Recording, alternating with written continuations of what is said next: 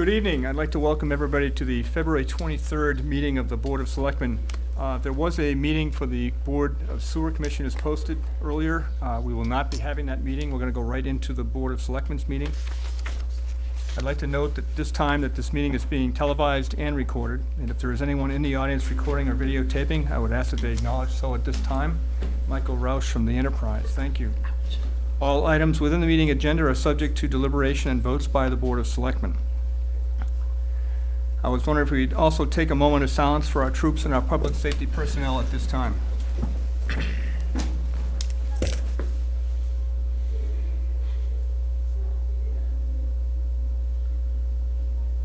Thank you all. I pledge allegiance to the flag of the United States of America and to the republic for which it stands, one nation, under God, indivisible, with liberty and justice for all.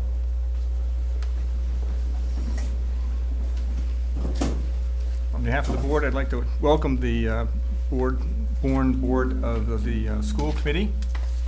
We have an open session this evening to fulfill an open position on that committee. I'll turn it over to you, Chris, if you'd like to introduce the board members and also to introduce the applicant that's come before us this evening.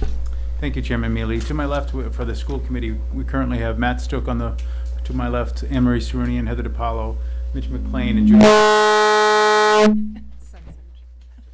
And Judy Froman. Ms. Senna, as you're aware, resigned her position a few months ago, and in the process of adding or appointing a new member, we've received an applicant for this evening's position. You might have documentation to show that we had two applicants. Unfortunately, one of the applicants was unable to fulfill the commitment and has withdrawn her application. So tonight we have Erica Fitzpatrick, who would like to run for the board or like to be appointed to that position. Okay. I've asked her to come up and make a few statements about her her desire to be serve on the board. Great. Good evening, Erica. Welcome. Thank you very much. I'm happy to be here. They'll get it. They'll get it. Okay. I'd like to just start off by saying, thanking everyone for having me here tonight. The school committee is definitely a vital part of the community, and I'm happy to just be asked to come here tonight. Very good. I figured that I would start just by kind of giving a little background about myself. Certainly. And from there.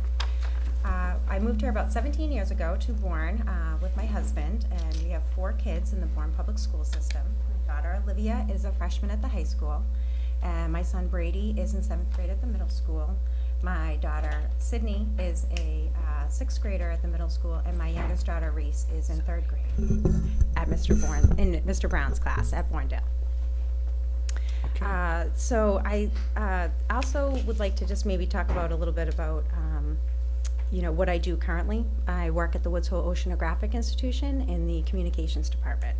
So basically, overall, I deal with the internal and external communications for the institution, and more specifically, that means that I deal in public relations and media relations.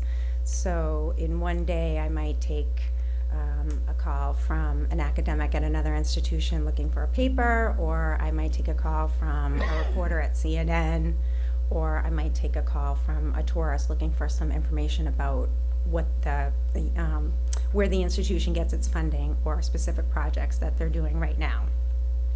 And I can also do some public events, organizing, promoting, social media, things like that. Very good. Questions from anyone on the Board of Selectmen? Yes, Mr. Chairman. Thank you, Mr. Meyer.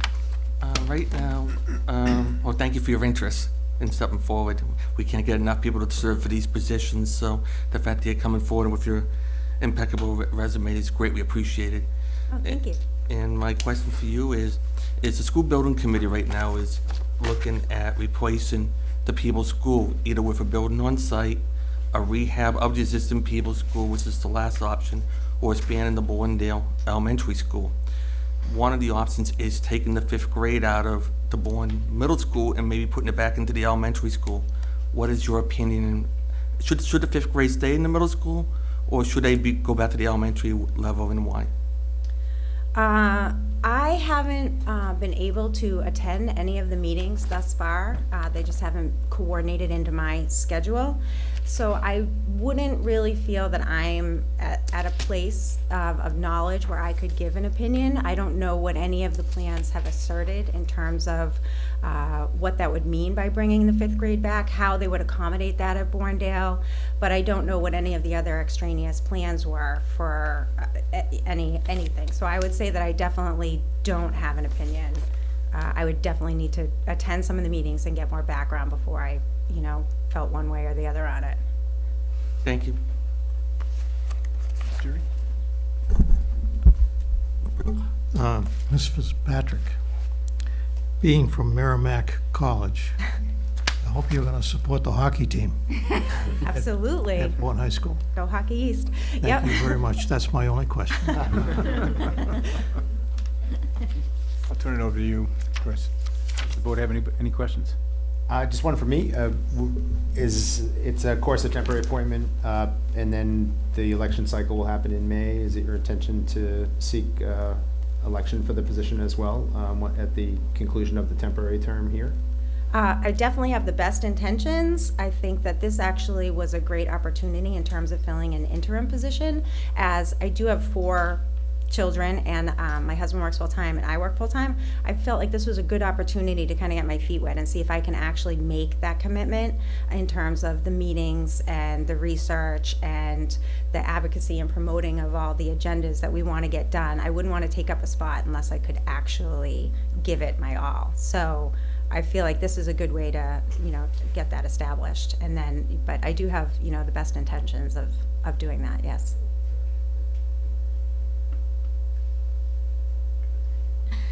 With 4 children in our school system, what would you say has been the greatest impact on their successes in our district so far?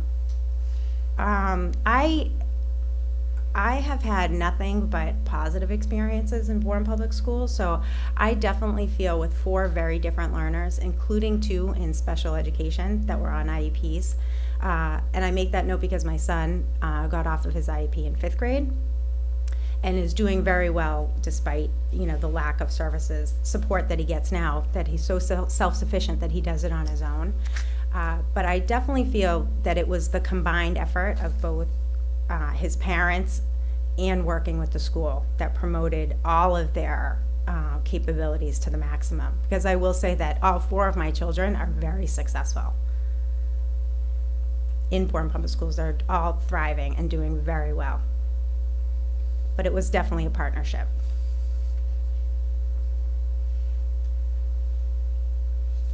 Okay, well, I just want to make a quick comment that I think Erica would be the first board member in my recent history that has children in all of the schools at the same time, which is actually quite helpful. It really is. And I know that, and I do appreciate your honesty and understanding that this is a very dynamic and active board and has a variety of different meetings. And yes, there's some commitments that need to be made, but we'll certainly work around the schedule we can. Thank you. So, Yeah, I don't have one at Peebles, although I did have children that went to Peebles, so not all 4. But That's good. And I definitely have a good working relationship with all 4 principals. My daughter's only a freshman, so I don't know Amy as well as I know the other ones, but Janie and Melissa and Ms. Carpenito, Liz, I definitely appreciate their input and value it, and have no problems coming to them with comments or suggestions or problem solving. They're all a fabulous team. Thank you, Erica. Thank you. Okay. Peter, another question? No. No? We all set, gentlemen? I think we're all set, Chris. I make a nomination Thank you. for Erica Fitzpatrick to serve in the interim term, the remaining term, as on the school committee. Second. Okay. Motion's been made and seconded. Do you want to go first, or do you want us to do it? We can go around the room. All right. Mr. Meyer? Yes. Yes. Mr. Mealy votes yes? Yes. Yes. Yes. Yes. Yes. Yes. Unanimous vote. Wonderful. Thank you very, very much. Erica, welcome. Okay, if there's no further business coming before the joint We committees. have a motion to adjourn. So moved. Second. All in favor? Aye. Thank you. Thank you, thank you Chairman very, Lee, very, Board very of much. Selectmen, appreciate your time.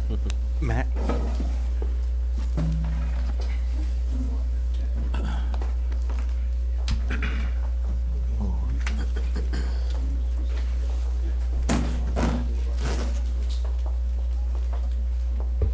Okay, the next item on the agenda this evening for the Board of Selectmen is the public comment. Jim, is there any public comment for the evening? Here's one noted, Mr. Chairman.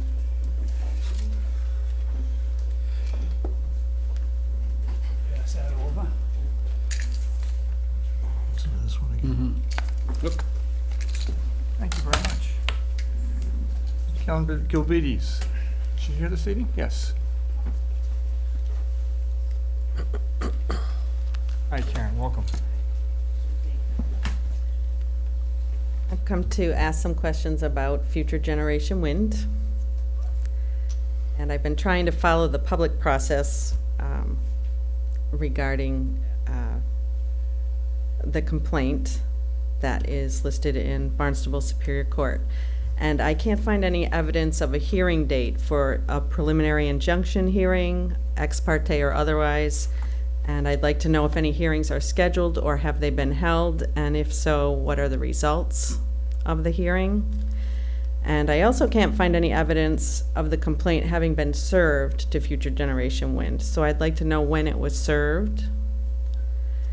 And I also have a question about the noncompliance enforcement orders that Attorney Troy notified the Board of Health needed to be filed prior to any other legal action taking place.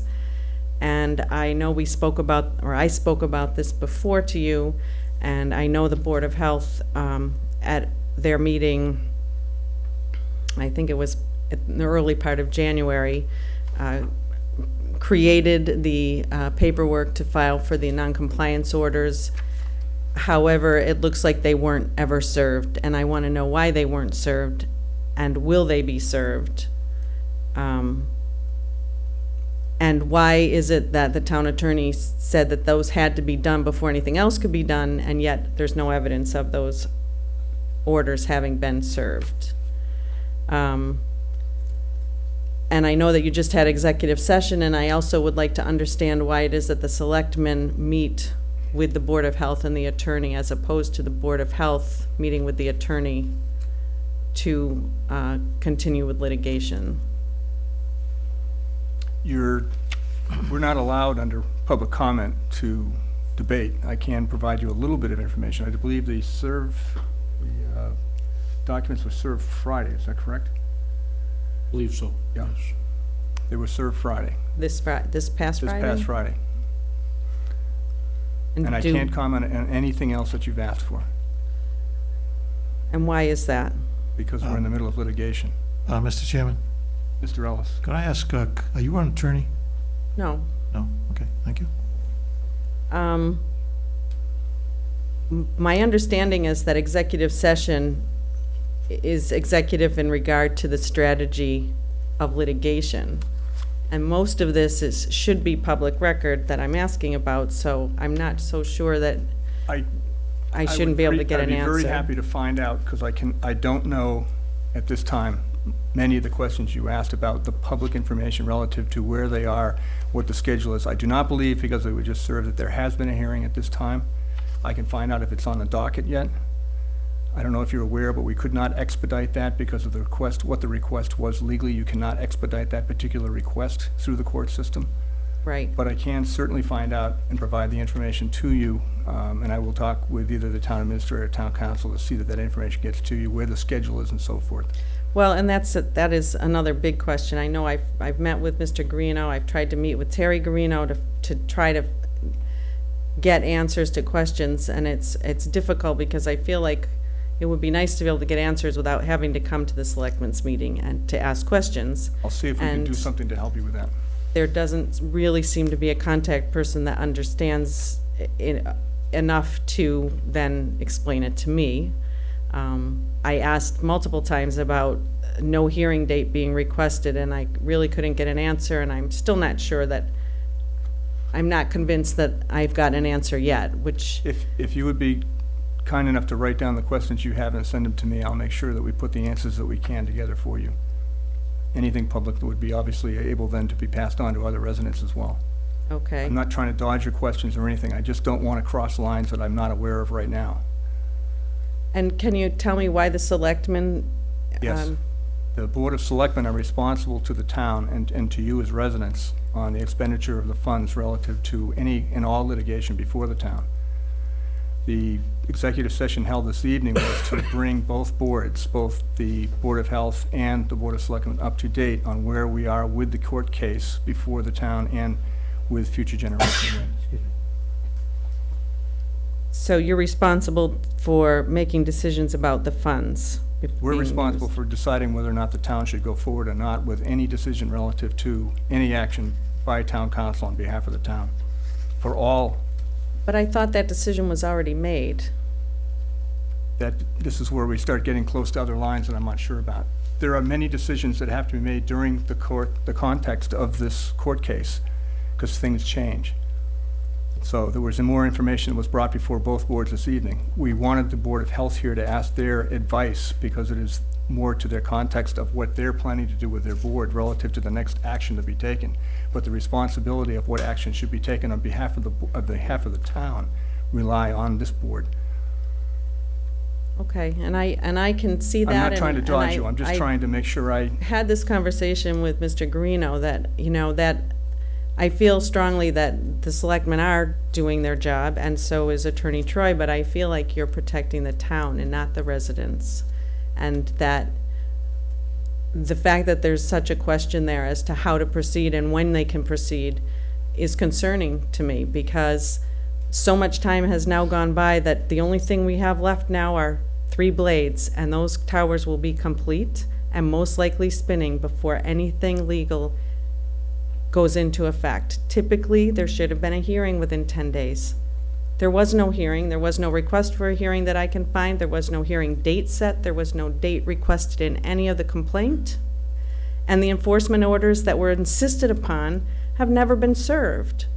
So it's confusing to me, and I don't know I can enough definitely about the law. appreciate that. What I'm learning from the courthouse and the clerks and from reading, because this is new to me. But the fact that I'm figuring this out and we still haven't gotten to that point as a town is very concerning. I don't feel like I'm in good hands at this point. And that's a problem. And I think that the fact that the selectmen feel the need to intervene, I feel like you're protecting the purse strings of the town and not necessarily the residents. And although there is a definite connection, I can assure you that this board has not voted to withhold any expenses relative to any action to the request of the Board of Health or the Town Council at this time. None. Okay, so do we have an expected date of response now from I would like to, future rather than have you generation? ask open-ended questions, I would rather, if you would, to write down the questions that you have, including many of what you asked this evening, and I'll try to get as many answers as I can for you. Okay, And those will be answers which can be shared with the public. okay. Thank you. I, on behalf of the board and the town, I apologize for the way this has to be handled. Okay.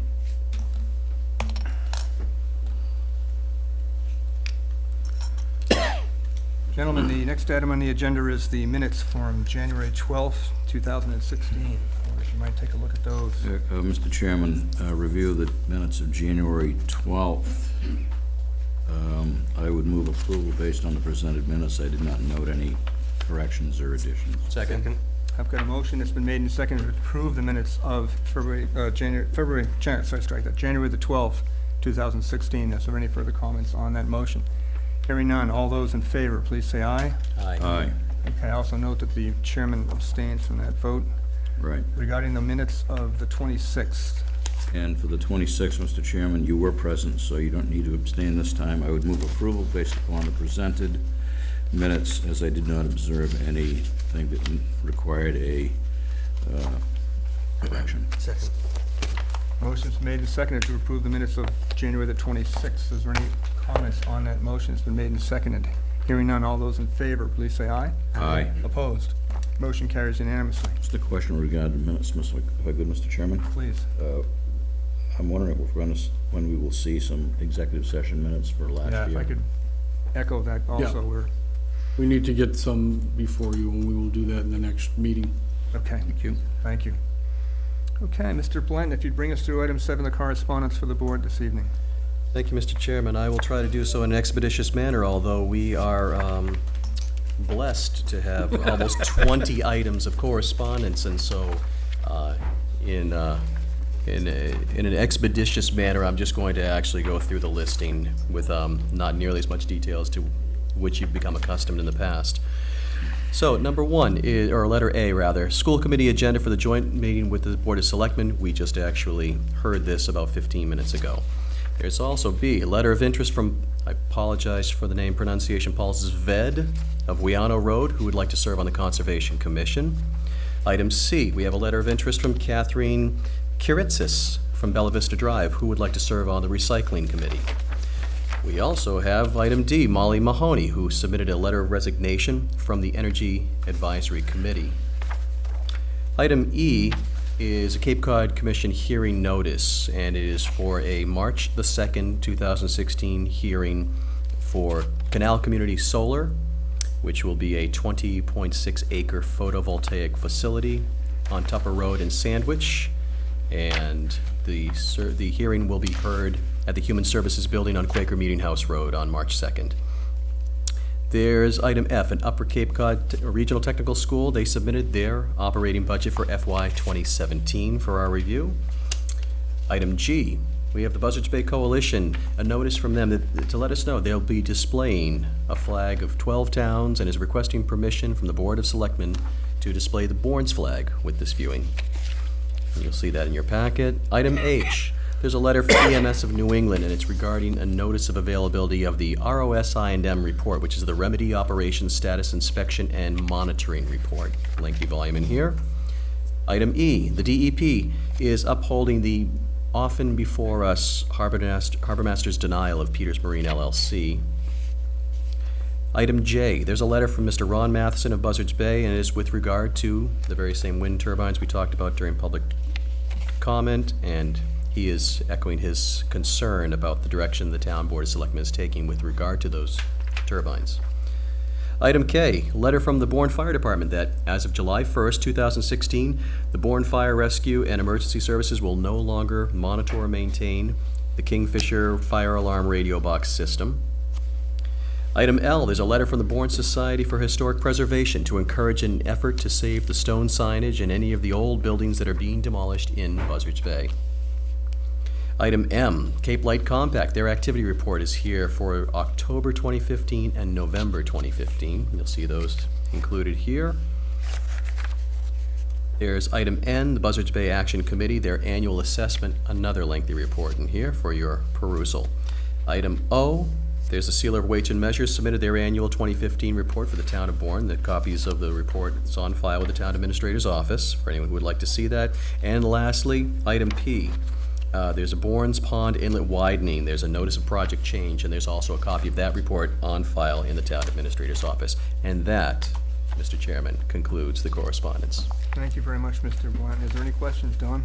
Just for good, Mr. Chairman. I've mentioned this a couple of times over the last couple of years, but it does not seem to go anywhere.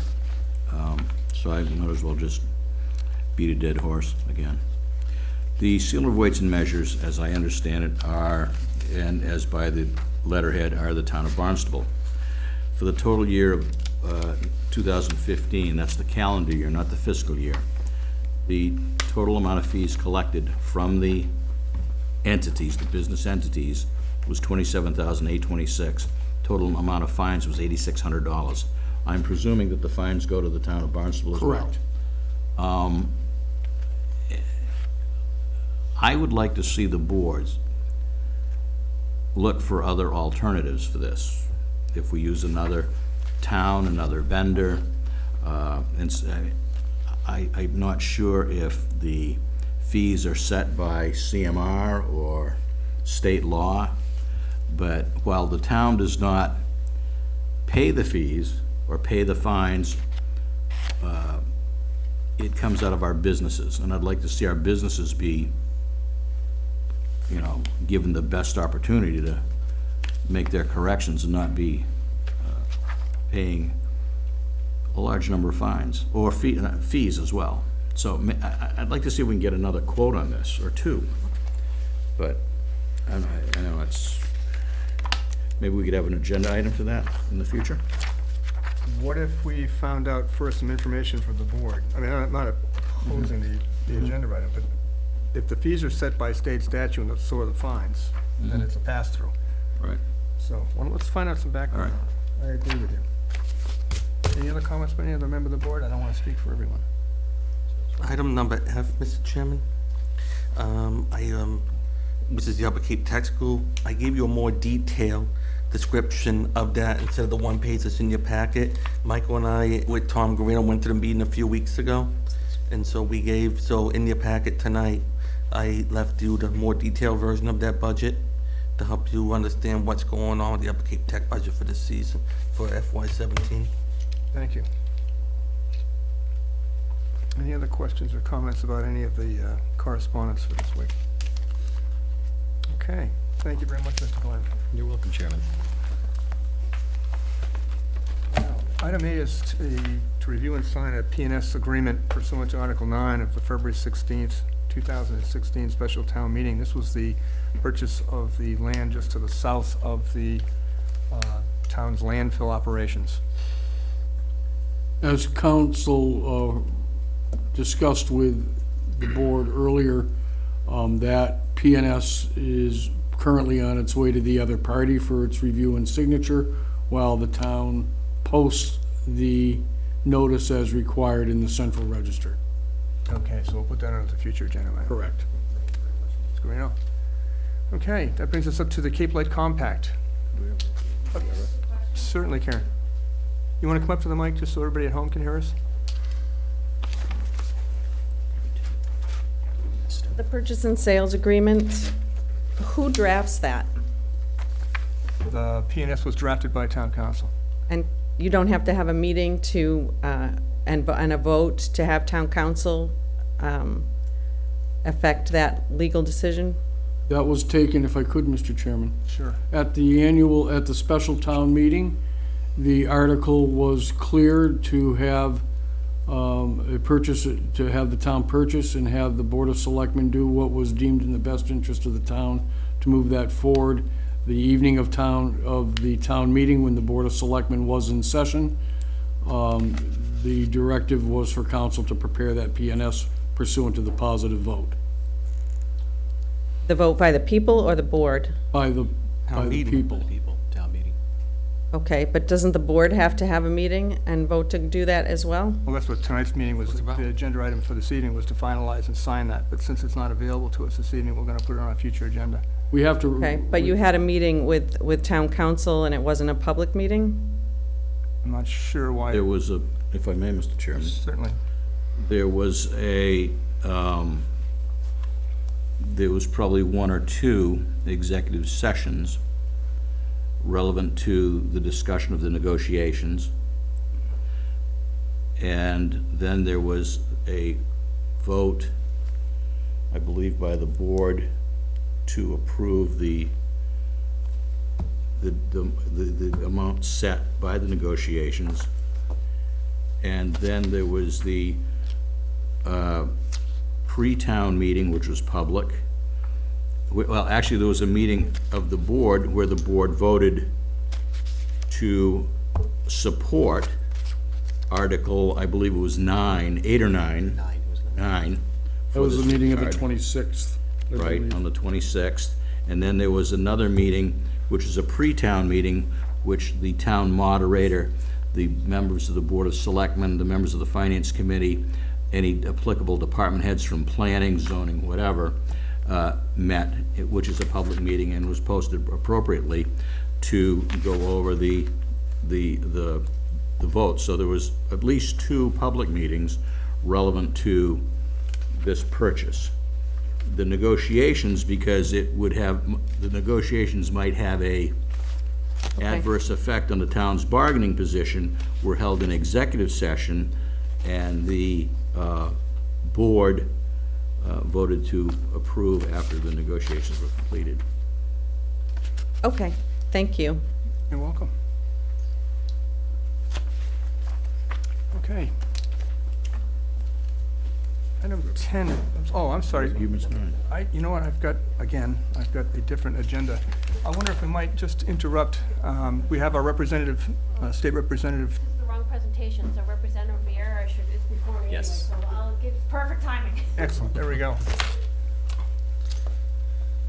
Welcome, Representative Vieira. Thank you, Mr. Chairman. Thank you to the board. Good to be back, making the loops around. I was in Falmouth Board of Selectmen last night. I'll be over in Mashpee next week, just giving some updates on project specifics to the community, talking a little bit about where we are with the state budget process, and then open for any questions or direction that the board would like the delegation to take. And when I say the delegation, as you know, Representative Hunt and State Senator DiMacedo also represent portions of the town of Bourne. So most of the projects that I'm going to talk about tonight are projects that we have all worked on together, and then there's some smaller specific projects that I've been working on. But I'm sure the board has been privy to seeing the budgeted cherry sheets that are coming out based on House 2. There's some good news, but I'd like to see a little better news when we talk about state-owned property. The issues around those reimbursements, the cherry sheet shows that those numbers didn't increase. We did see an increase in Chapter 70 for the schools. We saw an increase in the unrestricted government aid, but we did not see an increase in the state-owned land pilot payment. So we will advocate for that line item because it is distributed by formulas. So we're trying to get that pool enlarged during the budget process so that we can get some specific returns here in the town of Bourne. Along with that comes the every year discussion of the military impact aid. This afternoon I met with Chairman Dempsey to have a conversation about that. We had a joint meeting with Bedford and Bourne officials last year looking at the forward funding of that and the statutory changes that we made 2 years ago, which said that a $1.3 million base of military impact aid would appear by statute in each of the budgets going forward. The statute doesn't say which budget. It just says in the budget. And so the ability to have the legal recourse to have the aid there is in statute. The first version, House 2, but the governor did not include that. We had circled back with the administration and said, what's the deal? How come you're not with this anymore? And they said, no, it's not that we're not with it. This is a legislative requirement that was placed in statute. And so we want the legislature to put it in there, and the governor fully intends to sign the impact aid when it gets there. So the Chairman Dempsey and I met this morning talking about including that in the House version of the budget, and we've been working with Senator DiMacedo to make sure that it's in the Senate version as well. So we're confident, as it has happened every year, we've gotten it in there. It's just sort of this who puts it in story that changes each year depending on who's where. So, as a community, I wouldn't worry about that, but we will advocate, as I said, for pilot increase funding. Commuter rail. Everybody's talking about that. Your cherry sheet shows that you now have your MBTA assessment, and the Boston newspaper a couple of weeks ago said, hey, there's no train, but there's an assessment. Well, the assessment's in fiscal 17, and the goal is to have the pilot program running in fiscal 17. And with that, this afternoon, Frank DiPaolo confirmed a date with us that we will be meeting on March 8th, the group that met in October. So, Mr. Mealy, we sent you an invitation today, as well as representatives from the town of Wareham, to meet with Astrid Glenn, who's the Deputy Rail Administrator, and Frank DiPaolo, who's the General Manager of the MBTA, to look at the product of our last meeting, which is a pilot service proposal. And once we know the details of that, we'll come back to the town of Bourne, and we can either present it in forums like the Selectmen's meeting and the Transportation Advisory Committee meeting, or preferably, I think it would be nice to have one large community meeting so we can get community input at the same time. So we'll discuss what's the best venue once we know the details of the plan. But March 8th, they'll be giving us the pilot proposal plan that they've been working on since October. iSwim, we got that anaerobic digester coming out there. We're looking to get the affluent tapped into the wastewater treatment facility from Joint Base Cape Cod. The problem is we got about 50 feet of conservation Article 97 land under the Division of Fish and Game jurisdiction, and so you can't get there from here.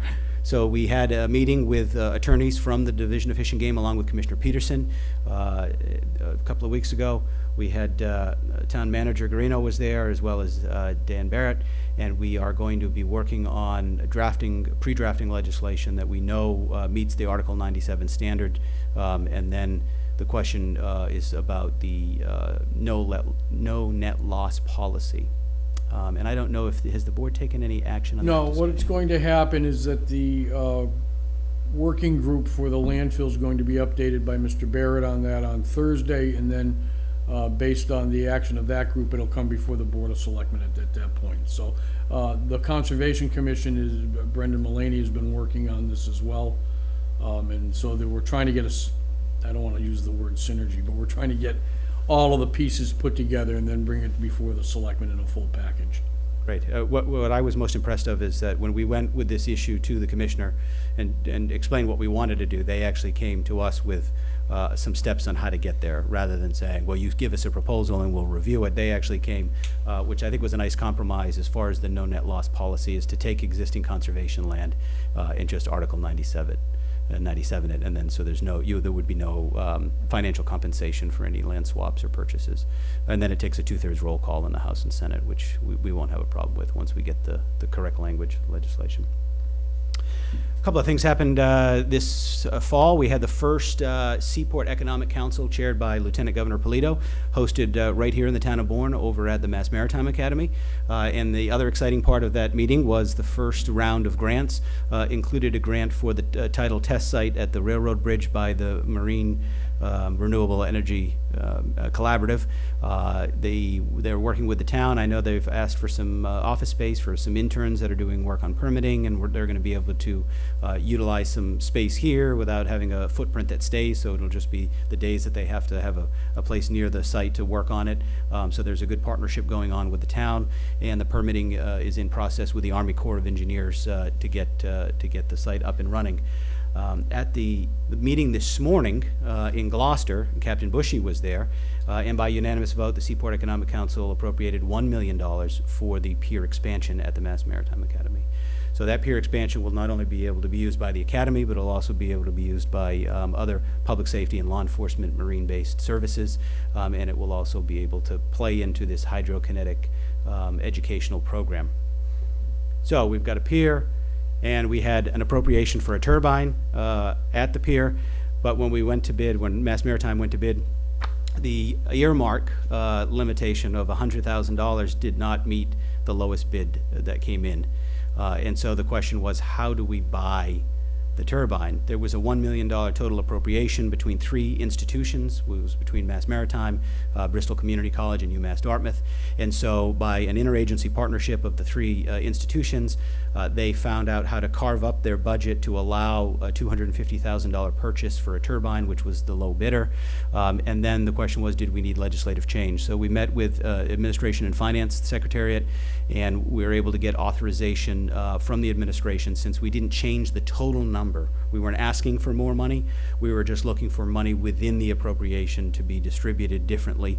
And all of the parties that were subject to that, the 3 institutions, were in agreement. So Captain Bushy, the day that he was boarding the vessel to go to sea, got the approval to move forward with the purchase of the turbine. So we worked that problem out. I'll stay on marine-based services, I guess, while I'm at it. Cohasset Narrows. It's almost taken as long as it took to build a bridge to get the sand out of the slips over at D'Angelo's and the Lanahans property. But I'm proud to say that as of this week, the contractor has been retained to fix the problem. The time of year exemption has been issued, and now the final step is the Army Corps of Engineers permit. They've asked the contractor to pre-stage, so you might see equipment, if it's not down there yet, on its way down there, and we'll clean up those slips so that come summer season there won't be any impact on those businesses. Mr. Chairman, if I could just chime in and thank the representative. He has been absolutely on this for well over a year now, it seems. I told them I would put my diving glasses on and go underwater with a GoPro to prove that there's no winter flounder this week, so they could do the dredging. They said, Rep, you don't have to do that, Will. Yeah, no, it's been a lot of work, and it's appreciated, I know, by the folks down there. Certainly the Lenahans are appreciative, as is Mr. Mullen at the DNR, so that's been a lot of work. Thank you. no problem. Andrew Campbell, the former superintendent of the Bourne Water District, has finally made his appointment to the Community Advisory Council out at Joint Base Cape Cod. There was an administrative handover there. His application had been submitted before Governor Baker took office, and not all of the applications for open slots had been transferred, so we were waiting to hear back. When we inquired, we found out that there was no application of record, so he had to reapply, and we worked with the governor's office to get that done, and he got his appointment about a month or two ago. Some small things. Scott Fitzmaurice, I know, had sent email to some of the selectmen about the county hospital sign down at the Five Corners. And I always drove by there and thought, gee, it must be somebody like Jerry Ellis, a historian that doesn't want to take that sign down. But it seemed odd that it was there, but nobody ever said anything to me. So, it's not my backyard. I wasn't going to go take a sign down until I saw this email. And I said, well, what's the problem? Oh, we contacted them. So I called our folks that we work with at MassDOT on a Friday, and on a Tuesday they took the sign down. So didn't realize that there was a desire to take it down until that email came across our desk. Mr. Ellis had been working hard to get that sign down. We had hoped for a really big snowstorm this winter where they were. In fact, Where a truck would sort of veer off the road a little. I picked up the nickname Don Quixote. Yeah. So. Well, we took care of that one. The other email that came across your desk recently was from John Spears relative to streetlights at the Bourne Rotary. MassDOT said it wasn't their responsibility through his negotiations, and Eversource says it wasn't their responsibility, and Siemens said it wasn't their responsibility. So again, we called our folks at MassDOT who said it's Eversource. I called the Eversource Vice President of Government Affairs, and in the next couple of weeks, the 10 streetlights will be replaced. So took care of that one. Bassett Island Water Project, the main is out there. That was a special petition that you all sent to the legislature so that we could run a water main under the public ways. Again, that was dealing with some Article 97 issues. We were able to expedite the legislative process, get it signed, and the main is out there, and the houses will be hooked up in the spring. They just didn't get the actual house hookups done yet. The main's completed. My work on the Military Asset Security Strategy Task Force, we are going to host, Congressman Keating and I, a Joint Base Cape Cod Business Industry Day for local businesses in southeastern Massachusetts, whether they provide services or products, to learn about the contracting procedures, both with the Department of Homeland Security, Coast Guard, and also the Department of Defense for the other units that are out there. And that will be on March 28th from 8:30 to 11:30. We'll have some publicity on this. And it'll be at the Barnstable Municipal Airport, actually. I wanted to try to do it on the base, but with all the issues of folks getting out there and getting the clearance list, we didn't want somebody to miss the opportunity because they didn't get on the right list and got stuck at the gate. So we had an offer for free space at the Retrick Center. So the Military Asset Security Strategy Task Force, Congressman Keating and I will host that event on March 28th. And the last little thing, I had an opportunity to meet with some folks a couple of weeks ago, Nathan Robinson and John Carroll, who's on the Transportation Advisory Committee, relative to this concept of a Bourne rail trail connecting the existing rail corridor to this Shining Sea Bikeway in Falmouth. And we had an opportunity to talk to Glenn Cannon from the Cape Cod Commission. They actually have some funding available that could do a feasibility study to look at if you were to use dual use to be able to leave the rails there and have some type of access, if you were to do a replacement or leaving it alone. And so a formal request needs to come from an entity within the municipality. And Chair Oliva of the Transportation Advisory Committee is preparing to host a meeting to bring that as an agenda topic to see if the advisory committee would like to request the feasibility study, and then from there we kind of decide what the idea is. But they've got a great website with a little video they just did about the potential of what could happen in that corridor. So I think it's good for us to open up and explore all the options possible. So anything we can do to keep that project moving forward. And lastly, you'll notice tomorrow there's a new American flag as you enter town through Cohasset Narrows by the Visitor Center. Marie Oliver and her staff and I put that flag up this afternoon. There was a flag there that had been there for quite some time. It had good use. It was tattered. I had a meeting there last week and saw it, and so we went to a local vendor actually in the town of Mashpee and purchased a new flag, and we raised it today. So proud to have a good American flag. It was the Eagle Scout in me got out when I saw it. I said, we got to replace that. I'll be back next week with a new flag. So those are some of the things that we're working on. If the board has any further direction, things that we should, or questions? I'll open up Peter and then Dawn. Any word, any word on the tip list for the Rotaries coming out? I know for a while there was the one down here by CVS was probably the one that was closest to the top of the list to possibly be removed, and it seems like MassDOT has a meeting every year to give an update. And the other half of that question is the third bridge proposal, public-private partnership. What is the status of that? Good questions. The first one is, I'm not sure where the current tip schedule is, but we can find that out and get it to you. The second portion is the P333 Council, the Oversight Council, was the one that was driving the discussion around that with support from MassDOT. Since our joint interventions in the process, I'll say that, the Oversight Commission hasn't had a meeting, and the project hasn't moved forward. That being said, the overall transportation management process and working group is continuing to meet. It has got a meeting coming up in a week or two. It's on my calendar somewhere here. So we will continue to talk about the new data that they have, the traffic counts and studies, and the parallel course. The Army Corps of Engineers is continuing with the federal funding that they have of their necessary study, which we're probably about a year out to complete, as to whether or not the federal government is going to recommend replacement or refurbishing of the existing bridges.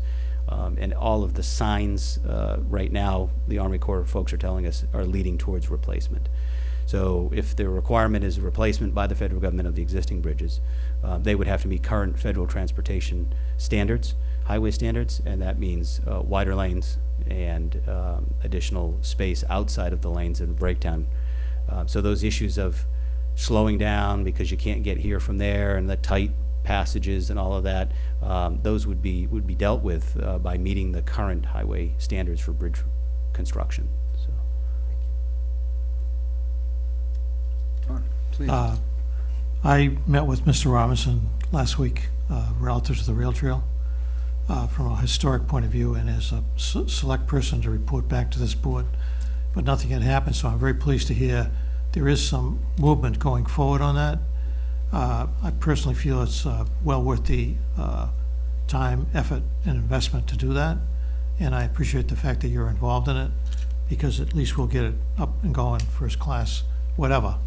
And secondly, my comment was to be on the third bridge. Frankly, I'm opposed to a third bridge, but if we can put bridges that twine with the existing bridges, that's fine. But when you look at how much land is going to be lost, I think the town of Bourne will be in a state of shock if they go in for one bridge.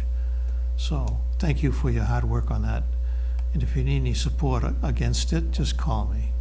If it starts up again, we'll definitely come back, circle back to all the interested parties. And it's not just myself, it's the delegation. I did organize the initial meeting that we had in Hyannis with the Army Corps of Engineers and MassDOT to say, slow down, stop, what are you doing? And by the end of that meeting, they were actually passing out business cards of the engineers that they had on staff in the two different agencies so that they could do peer reviews without having to seek appropriations for the required peer reviews. So there was some synergies there. The entire delegation, Congressman Keating was involved with that as well, and we understand that it is a federal obligation and that we want to make sure that any decision that's made is made in a coordinated fashion and we don't have people just building bridges everywhere. Thank you. Anyone else? Anyone from the public? Please, Paul.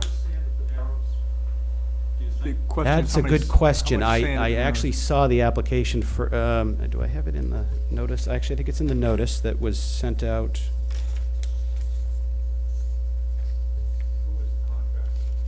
I believe it's Middlesex Corporation. Yeah, it's Middlesex Corporation, out of Littleton, Massachusetts. Term of work, 6 weeks, sediment removal by 4 quadrants. By the 4, it doesn't say the amount though. It doesn't say it on here, but it would be in the core permit, so we. They're gonna dredge it out. Yeah. Okay. Mr. Mulvey? Evening, Representative. You've got a lot on your plate. Of the several things that are in the legislature now, the turbines and, of course, the effect it has on juvenile fish is a separate issue I'm sure can be handled.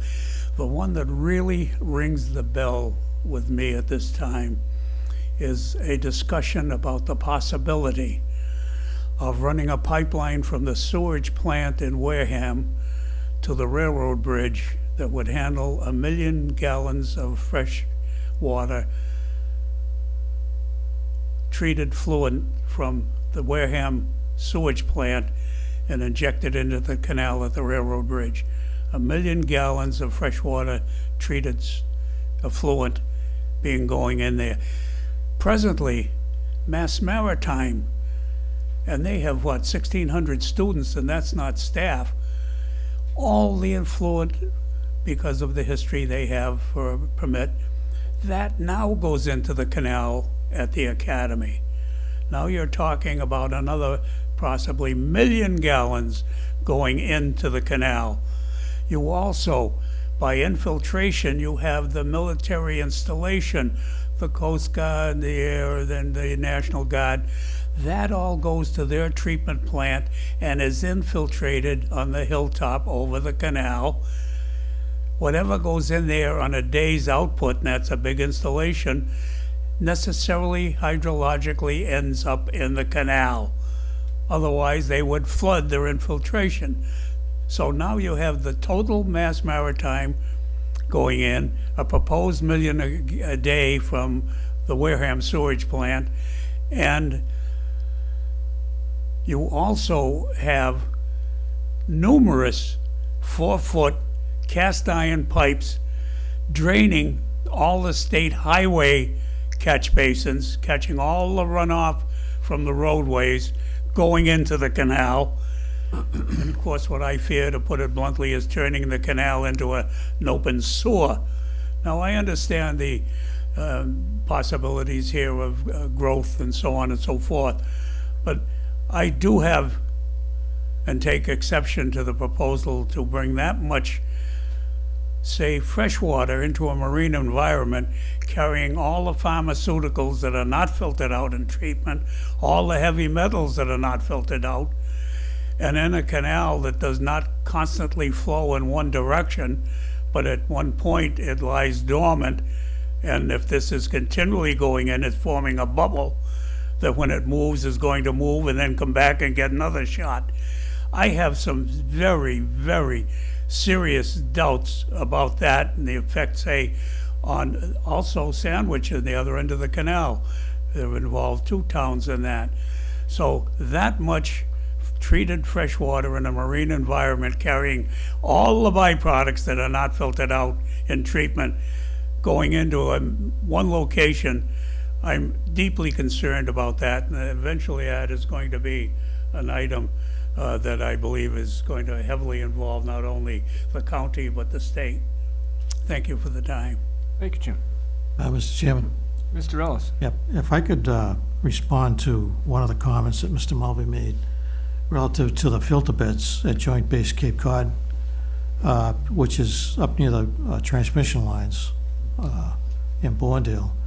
On a previous committee that I was on, there was a study done before we ever approved that. And because of its height in the area involved, that it isn't, but it comes quite to potable water by the time it gets to the canal, because it filters down. It takes, I believe, I could stand to be corrected, but I believe the system took from 3 to 4 months just to make its way to the canal.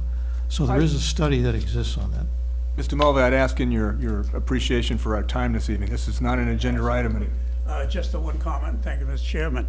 Certainly, Mr. The Mulvey. treatment plants today are not what they call tertiary, where it comes out as drinking water. It does not take out the hormones, the pharmaceuticals, and the heavy metals. It is not drinking water quality. Not only that, but it is fresh water going into a marine environment, and marine animals don't tolerate that well. Thank you, Jim. Thank you, Mr. Ellis. Other questions or comments for I do Representative? have a comment, Buehr? but I won't make it right now. Anything else, gentlemen? Anything else from the public? Representative, thank you very much for your time this evening and coming out. Okay, I now have the correct agenda in front of me. I would like to welcome the Cape Light Compact before us this evening to update and provide a presentation to us on the next energy efficiency plan and smart grid. Need to introduce Maggie. I'm gonna have to ask you to come up to the mic. Times, but Any mic.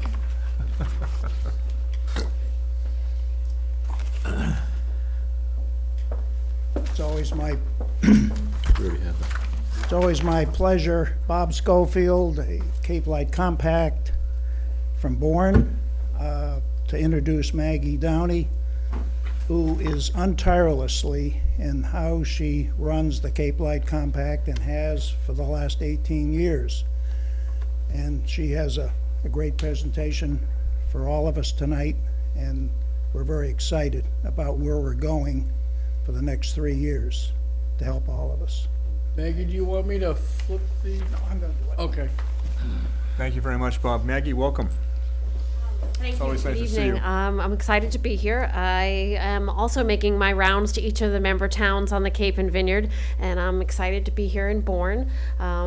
Bob's going to get to the next slide, and I'm going to talk a little bit tonight about our power supply program and energy efficiency, the new 3-year energy efficiency plan, and then introduce a topic, grid modernization, that will hopefully be the beginning of several conversations with interested members from the town of Bourne. And I want to be respectful of your time, so I'll go through this at a good clip. And if you have any questions at any time, please don't, if you feel free to stop me if I'm on a slide that you want to talk about, or I'll defer to the chair on how you want to handle questions. So the Cape Light Compact, as you may recall, is an intergovernmental organization made up of the 21 towns. It's the 15 towns on the Cape, the 6 towns on the Vineyard, as well as the 2 counties. And we were created, basically the Cape Light Compact is the town of Bourne. The town of Bourne is the Cape Light Compact.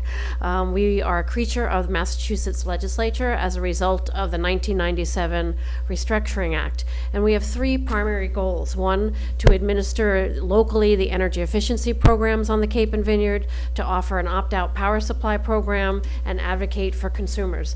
And like Bob introduced me, I just want to say Bob has been involved with the Cape Light Compact programs for over 15 years. He's participated in all of my power supply negotiations and does a great job representing the town, and brings a wealth of business experience and lots of contract negotiations to the Cape Light Compact team. So we're very appreciative of his time, and he gives a lot of it to the Cape Light Compact. Next.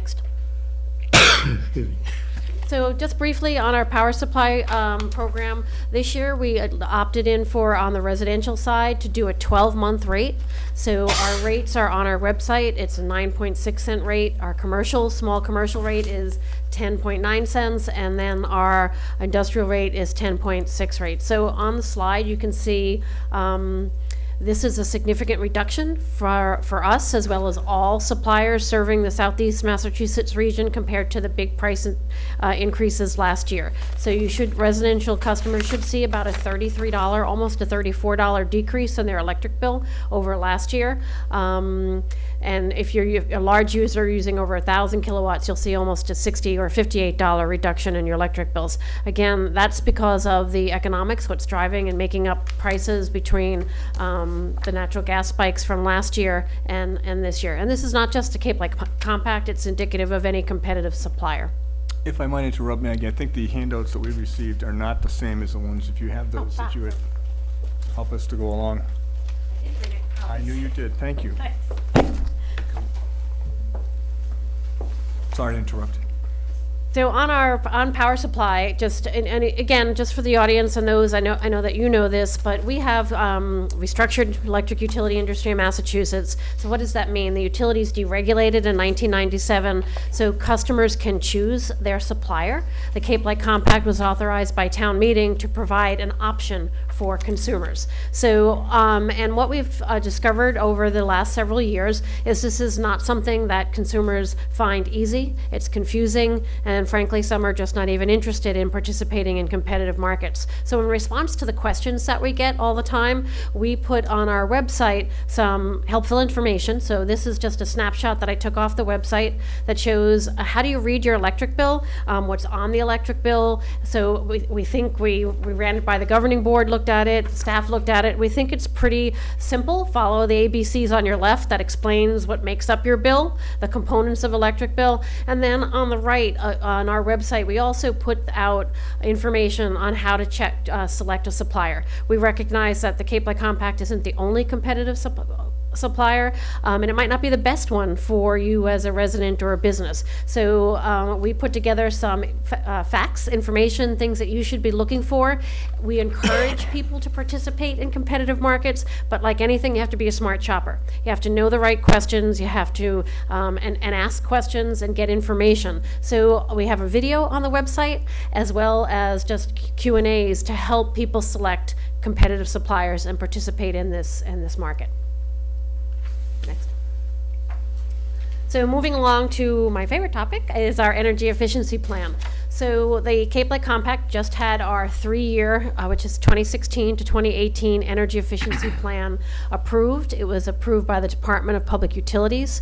It is a $128 million 3-year plan. We went through a fully adjudicated proceeding in front of the Department of Public Utilities, where they looked at all aspects of the plan, everything from how many LED light bulbs we're installing in residential homes to what we're proposing to do on our small businesses on the Cape and Vineyard. The DPU evaluated the cost benefits. They asked us questions. This was almost a 2-month process where we went back and forth with not only the Department of Public Utilities, but the Attorney General's office. And this program changed significantly as a result of the 2008 Green Communities Act. Prior to 2008, we had very small energy efficiency programs. They were only about $5 million annual budgets. We have significantly grown as a result of the a mandate by the Massachusetts legislature. And I put the words up there right from the legislation because I think it's important to remind people that we are charged as the administrator of this program to pursue all electric and natural resource needs shall first be met through available energy efficiency and demand reduction that are more cost effective and less expensive than supply. And so basically we are charged by the legislature, then rather than, because it is more cost effective to conserve energy than to build new power plants or new transmission or distribution systems, to pursue energy efficiency and demand response. So we were given very aggressive goals and very large budgets over this past year and the next 3-year energy efficiency plan to achieve savings. We are one of 7 program administrators in the state of Massachusetts that have also been given aggressive goals to accomplish this. And on the next slide, I'm very happy to report that during the last 3-year plan, which just ended in 2015, the Cape Light Compact exceeded our savings goals by 123%. So if you look all the way over on the right, you'll see what our goal was that the DPU set. When I say goal, I'm talking about kilowatt hours saved. How much energy did you save by installing energy efficiency measures in homes and businesses on the Cape and Vineyard? So I'm very, very happy to say that our programs are very successful. They're highly subscribed to, and I believe why that is the case is because of the design of our programs, the input from the community and the board when we are preparing our 3-year plan. And on the next slide, I'm going to get into just a little bit an overview. So we have a residential program, we have a low-income program, and we have a commercial program. Those are 3 mandated sectors that we have to serve. So if you own a resident, we all own. If you own a home, and you have an electric bill, all of the funds that are paid by the residential electric ratepayers stay within that bucket. So there's no cross subsidization. The commercial and industrial programs, the dollars that fund that program are collected from those customers. The only exception is low income because we're mandated by state law to fund that at 10% of our total budget. So there is a crossover for low income customers. Otherwise, the residential dollars stay with residential programs and commercial dollars stay with commercial programs. So there's no cross subsidization there beyond the low income. So we have programs, residential, and all of this information is on our website. We also include the income thresholds to see what you qualify for each of the programs. So there's residential, I said, low income, and commercial. And on the next slide, I always say this, but it is my favorite slide for the residential program. This is a residential brochure. I included it in the presentation because it really gives it's a home, and it gives a comprehensive overview of the types of rebates, the types of measures that you as a residential homeowner are available. You are entitled to have an audit every 12 months. These are your dollars, these are your programs. If you haven't had an audit in several years, technologies have changed. It used to be CFLs that were installed. Now we've moved to a different lighting, like LEDs. So the technology is continuously improving. Several years ago, we didn't have a heat loan. Just for the audience, does the board know what the heat loan program is? No.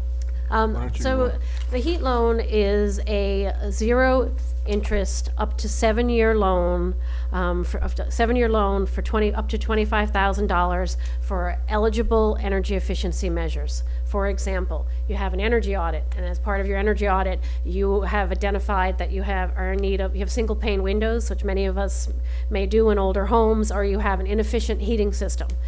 What we did is we take the dollars and buy down the interest rate, so it becomes a zero interest loan, and you can, by going through the audit, becomes identified measure and filling out the forms, and these are done through conventional bank loans, but we have worked with several of our Cape and Vineyard banks so that you have a zero interest loan to implement the most expensive energy efficiency measures. Because as I'll talk about in another slide, the cap on insulation and weatherization is $4,000. You may have a very large home that has no insulation in it, and it exceeds the $4,000 cap. So the heat loan could be used for that, could be used for a replacement to a high efficiency heating system, or it could be used for replacing single pane windows to Energy Star. So again, we went through over time after running these programs where the gaps were and what the needs were for not only from the Cape but from all over Massachusetts. So this loan program is offered throughout the state of Massachusetts. It's a highly successful program on the Cape and Vineyard, and many of our homeowners take advantage of it.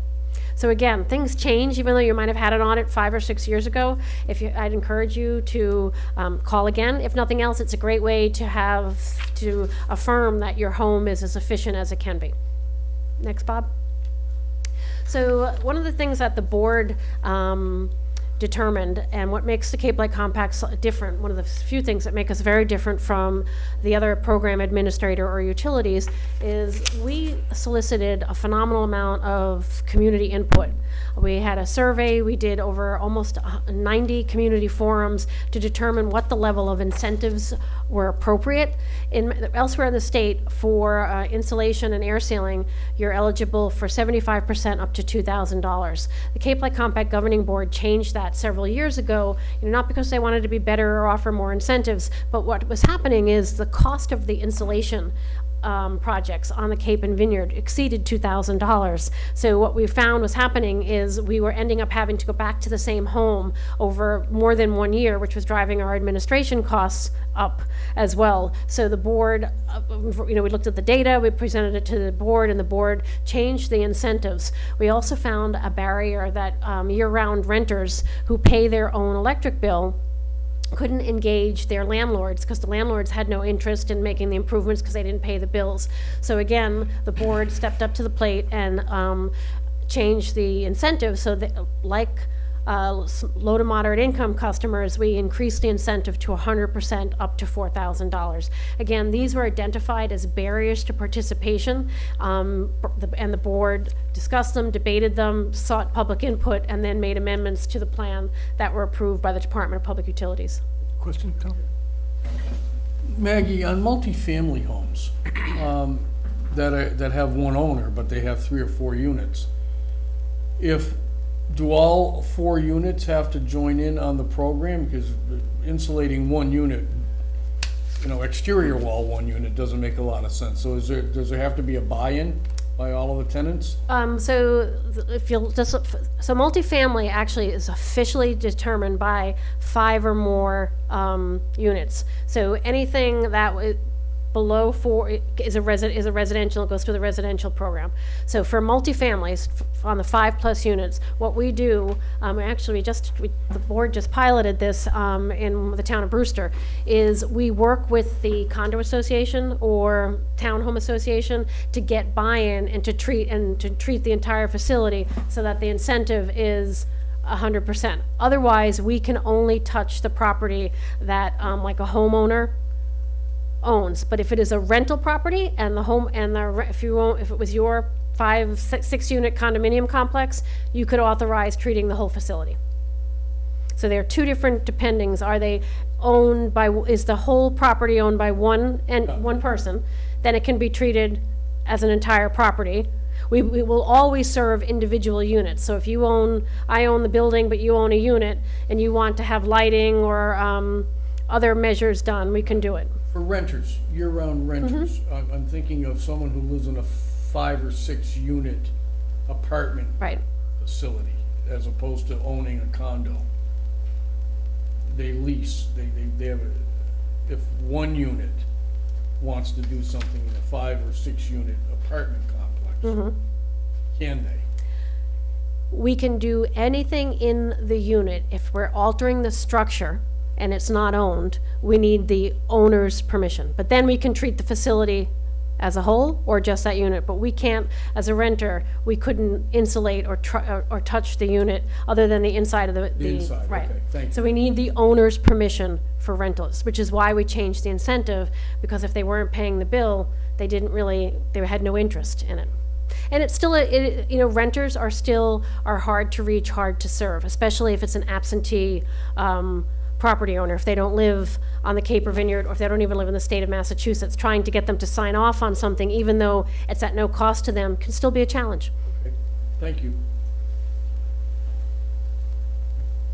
So the next business programs. So the board and the Cape Light Compact had approval. We changed our small business program, which are, we used to have to go back multiple times too. We have about 17,000 small commercial accounts.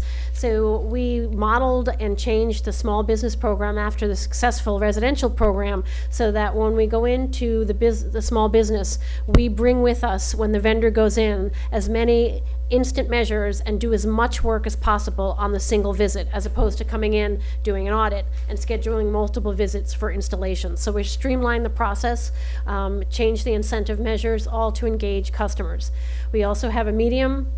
We're rolling out the next 3-year plan, serving by sectors. So this industry has actually vendors that focus on serving hospitals, and they have very unique custom measures on grocery stores. So the next 3-year plan, we will be focusing on lodging, specifically on a lot of our small residential B&Bs or small inns, and going in with recommended measures that are uniquely designed and tailored toward that sector.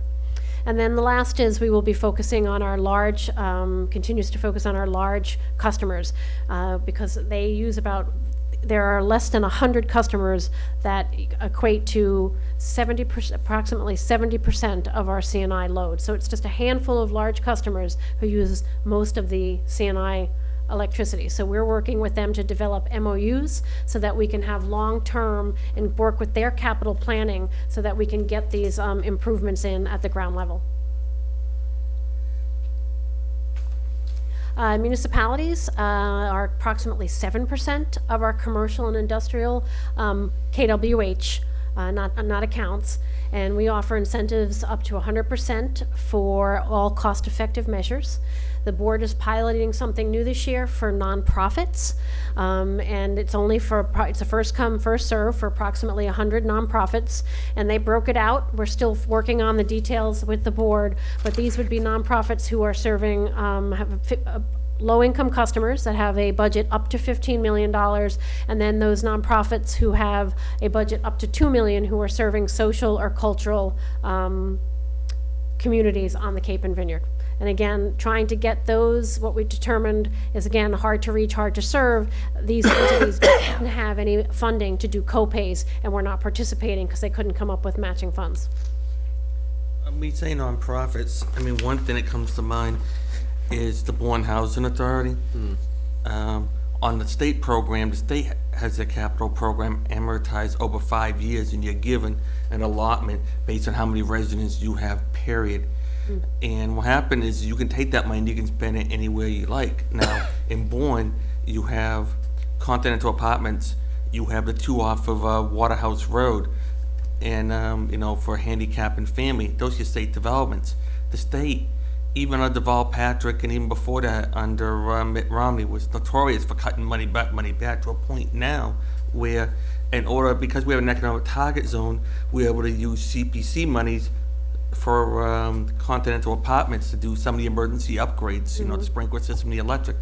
But my point is the housing authorities are getting less and less money, and some of these state properties, the ones off of Waterhouse Road, the handicap development, is in disrepair.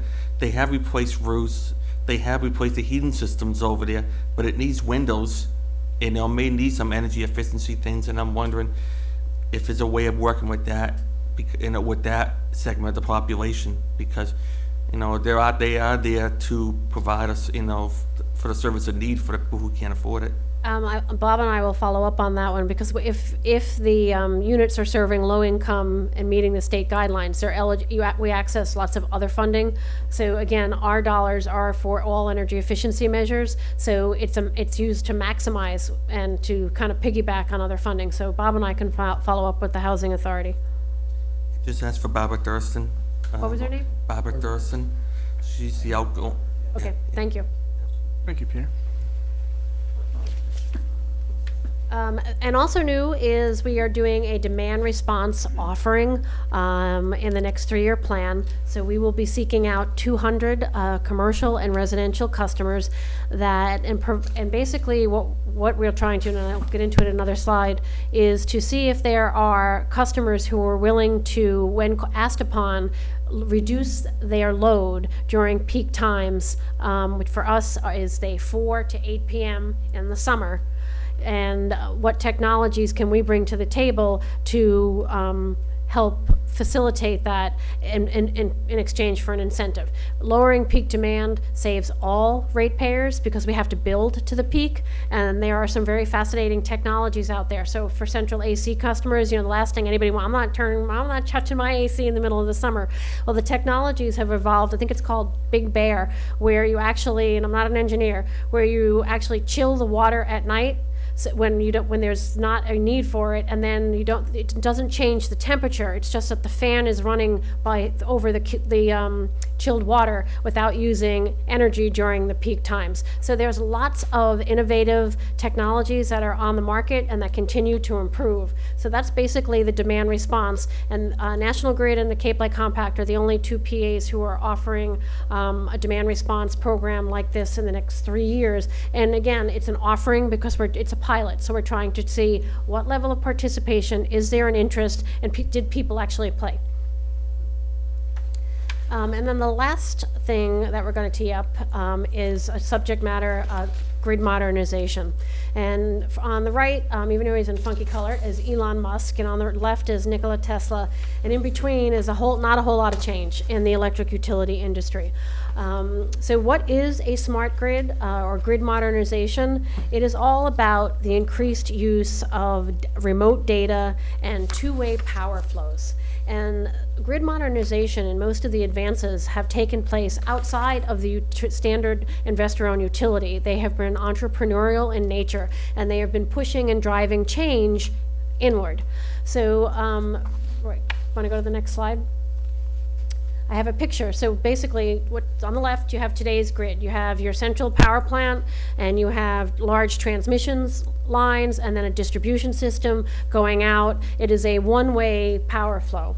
And what grid modernization is talking about is what is on the right, which is two-way power flow, which has distributed energy resources located in the community. Energy is going both ways. You have microgrids appropriately sited and located. Again, the intent of grid modernization is, in the event that there is an issue, it helps identify the issue quickly, so it's more cost effective to problem solve, and the entire grid doesn't need to go down. You can isolate and problem solve any issues, and it also comes in the event of an emergency, where you can isolate that, such as, say, the Hyannis area or a hospital that has generators as well as storage can, in an event of emergency, can operate if there was a time when there was no electricity due to a hurricane, etc. So again, I think this is a great graphic. It shows you what's potential and possible. And the utilities, Bob, if you want to go to the next slide. The DPU, Department of Public Utilities, told the utilities that you have to file grid modernization plans. And your plan should be reduce the effect of outages, optimize demand, and remember I was talking about that red line on the chart is our peak demand. We have to build our entire infrastructure to that peak demand so that in the instant where we're using the most electricity in the summer, everything works. And the goal is to flatten that peak demand, thereby saving all customers and all ratepayers money. We also have to integrate distributed energy resources. We're talking about what's happening out at the canal plant with that solar that you got the announcement on. We're talking about what happens out at the base. So integrating all of this into our infrastructure. And again, the goal is to improve mobile workforce and asset management, because that will also help save costs. So the plans were filed. They were filed in August of 2015. And what is shaping up are two very different, and I don't intend to say one is better, one is worse. Then my point is I want to make sure that we understand that they're very different. Eversource is focusing on grid-facing technologies, a lot of substation and smarter technologies, changing their internal computer systems and how they're informed of outages. They have a very strong emphasis on reliability. They are not convinced that residential customers and small business customers will benefit from time of use meters or advanced metering. And again, they rightfully point out that 2% of their customers or 80% of their entire C&I usage it comes from a very small amount of their customers. So by focusing on a small amount of customers, they can impact a large amount of their electricity. And that is pretty much inside the 128 corridor for Eversource. National Grid has taken a different approach. They want to be the utility of the future. And they see customers on their iPhones changing appliances, participating in demand response programs. They did a smart grid pilot in Worcester for about 15,000 customers involving renewables, time of use meters, and demand response. And it was very successful, so they're building off of that. It saved customers, I think they estimated about 23% reduction in their utility bills. And they're also looking at storage as part of a way to address this. Very different costs. One is a $1 billion plan on the right, and the other is, I think, about about $500,000 to $900,000 in costs. So the question that we're teeing up and why we're having stakeholders dialogues is, what is it that the Cape and Vineyard customers want to see developed and offered? What do they want? Because these will all be rate-based. So Bob, you want to go to the next slide for a second? We will pay for all of the infrastructure upgrades through a grid modernization docket. And the question that the compact has been engaging other stakeholders, such as the Tech Council, meeting with the Cape Cod Commission, bringing this to meetings for boards of selectmen, is what do we want to see happen on the Cape and Vineyard? And do we understand what it means to have time of use meters? Do we want to have individual customers pay? How do we want to pay for these? Should they be mandatory? Should they be optional? So the board has just begun this process to engage not only other towns, but other stakeholders to have a conversation to see if we can put together a platform that we can bring to the Department of Public Utilities saying this is what we would like to see happen on the Cape and Vineyard relative to grid modernization. Just to follow up for that, through the chair. Please, Peter. With the advent of hybrid cars more and more now, and especially what Tesla have in their facility over in Sagamore, do we see the compact providing charging stations or docking stations for hybrid cars, that are on vacation, that don't, that won't be able to charge until they get home with them? That's what actually demand. We did have EV charging stations in our plan, and the DPU took it out because they felt it was not an energy efficiency measure. It rightfully belongs in grid modernization. And yes, we agree. What is the potential for those who are then so that you charge the EV charging station then gets called upon to put back into the grid in the evening? So that's an excellent question and one that we're exploring as well. But we did ask for it in our demand response offering, but the department said no, it rightfully belongs in grid mod, not energy efficiency. So right now we're not able to offer that, but we're exploring what role does it play in in grid modernization. It's very cost effective when you have a fleet of vehicles, to combination of both solar and EV charging stations. And then the next question is, what's the benefit? Does it reduce the peak? Are there any savings, and how do those savings then get spread out? So our next steps on this, I've talked about, we've communicated some of the compact's comments and position on grid modernization. The board will participate in the docket, and we are looking at how we can, to the best of our ability, incorporate grid modernization into energy efficiency programs, and then looking to collaborate with other stakeholders on this subject.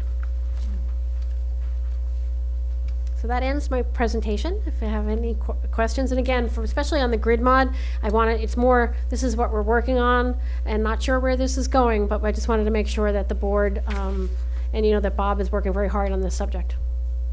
Okay. Questions, gentlemen, from the public? Jim? Mr. Schofield and I have talked about this and mentioned it. I've been exposed to it in the past. Off-peak metering to shift the load to a low generation period, where, say, at 11 o'clock, your per kilowatt hour charge and usage, you roast the chicken at 11 or the turkey, and do the ham, you do the washing machine, you do the dryer, you charge up fully the 80-gallon water tank, you do all that heavy usage at an off-peak hour to shift the load and at a lower rate. But it's not available here at this time. That's a little bit what our demand response pilot will be focusing on, is to gauge participation. But you are correct. That's what grid modernization is about time of use rates and smart meters, and to make sure that that they have the appropriate rate scale to encourage people to shift load. Question, Tom? Well, we've had two citizens call, and I'm not sure this is an appropriate question, Maggie, but I'm gonna ask it anyways. Apparently, they believe that Eversource has come down and installed smart meters on their home, a different type of, and they haven't approved of that.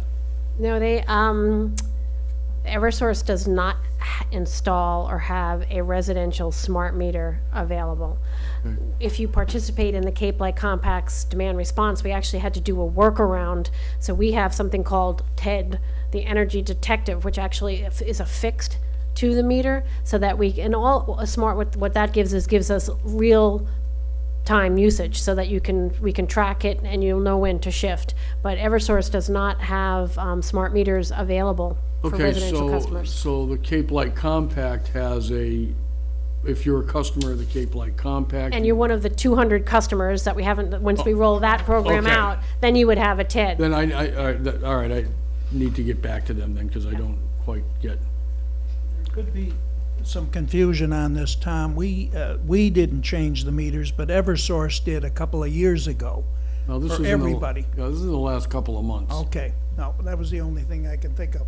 One other point that I've been talking about for the last 15 years, as we all know, the population on the Cape grows at roughly 2% a year.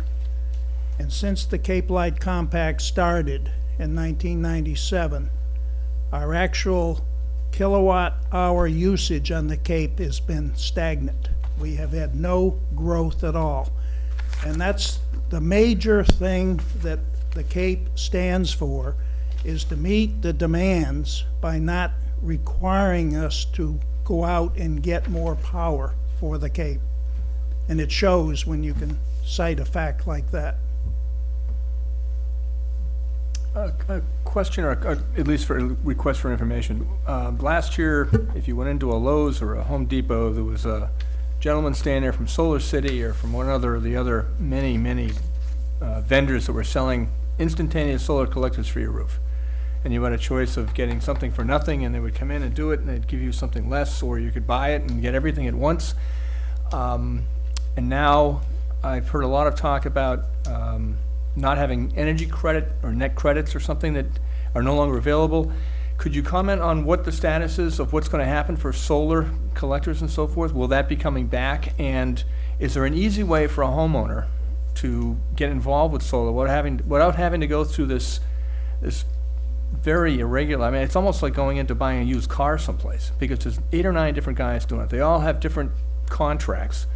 It's a horrible way to try to bring energy efficiency or alternative energy sources to the poor homeowner.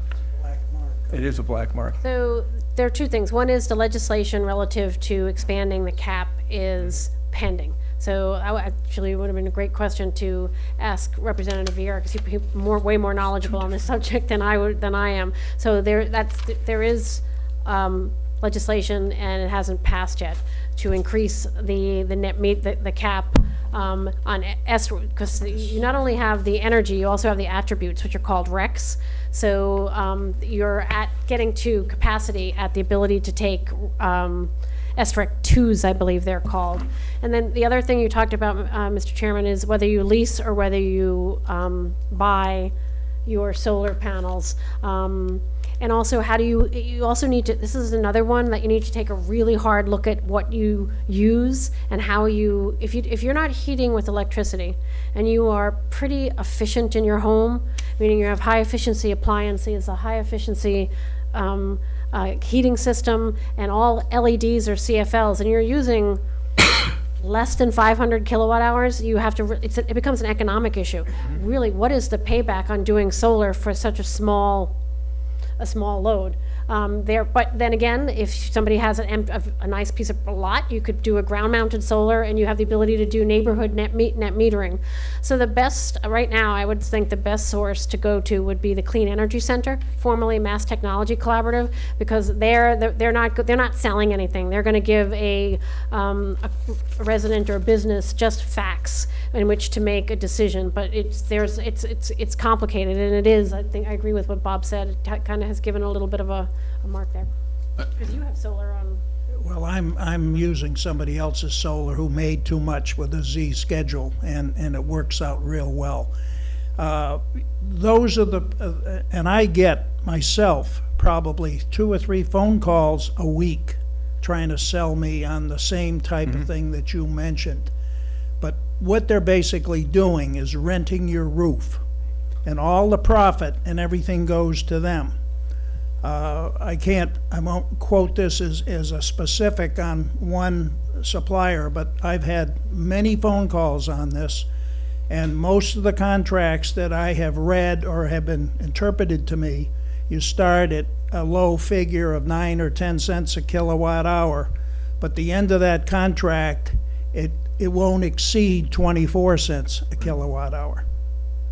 And as a side to this, and when we have more capacity, if you buy that system, and with the present SREC payments, it'll pay for itself in 4 or 5 years, and you can get also a either low interest or no interest loan to pay for those. The state has just passed legislation on that.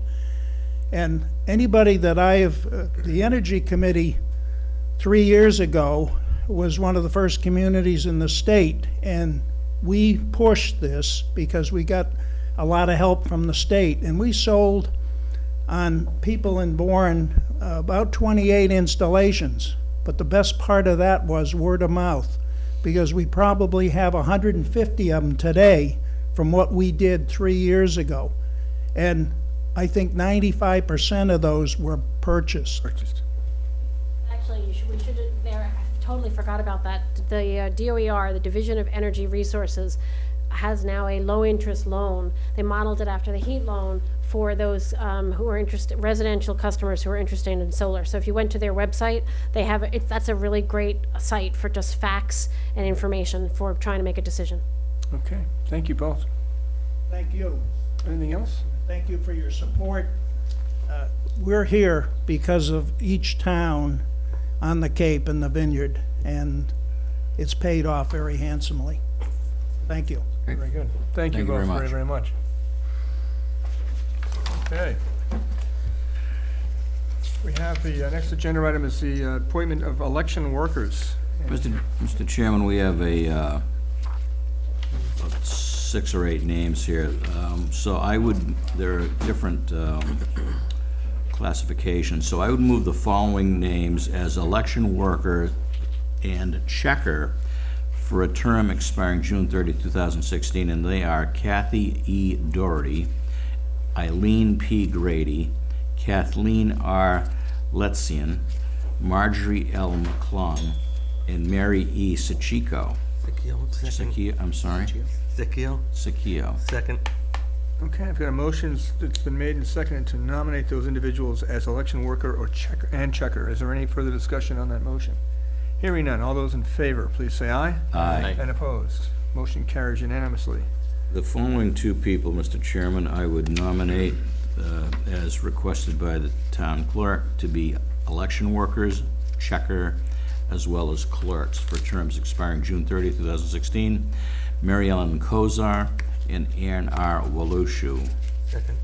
Okay, thank you, gentlemen. I have a motion that's been made and seconded to nominate those individuals as an election worker / checker / clerk with an expiration of a term in June 30th, 2016. Is there any further discussion on that motion? Hearing none. All those in favor, please say aye. Aye. And opposed? Motion carries unanimously. Mr. Chairman, I will send this down. Included in your signatory file this evening is also a letter of regret and appreciation to Martha Reinhardt for serving on the Conservation Commission. So you can just sign all of this as it comes through. Thank you very much. Under Selectmen's business, we have goals with the possible adoption. I'd also like, if there's members of the board that would like to bring up any comments relative to the 2017 budget. What I'd like to do is just, if there's questions or something that we need to get answered, let's either discuss them quickly this evening or get them so we can cover them in 2 weeks. We have a meeting on the 9th, the first being election night, so our next meeting will be on the 9th. I'd like to take a formal vote on that evening to formally pass the baton over to the Finance Committee, although they do have a copy of the budget as it was submitted. As you might recall, we all asked if there were any comments and so forth from any of our board members a week ago, and there were none. So why don't we go ahead and get started with goals and possible adoptions. Now, within the packet, or actually within email, I believe. Excuse me. Right. We have hard copy. It's right there, there's 3 that way and 1 this way. Okay. So these are goals for the year 2015, 2016.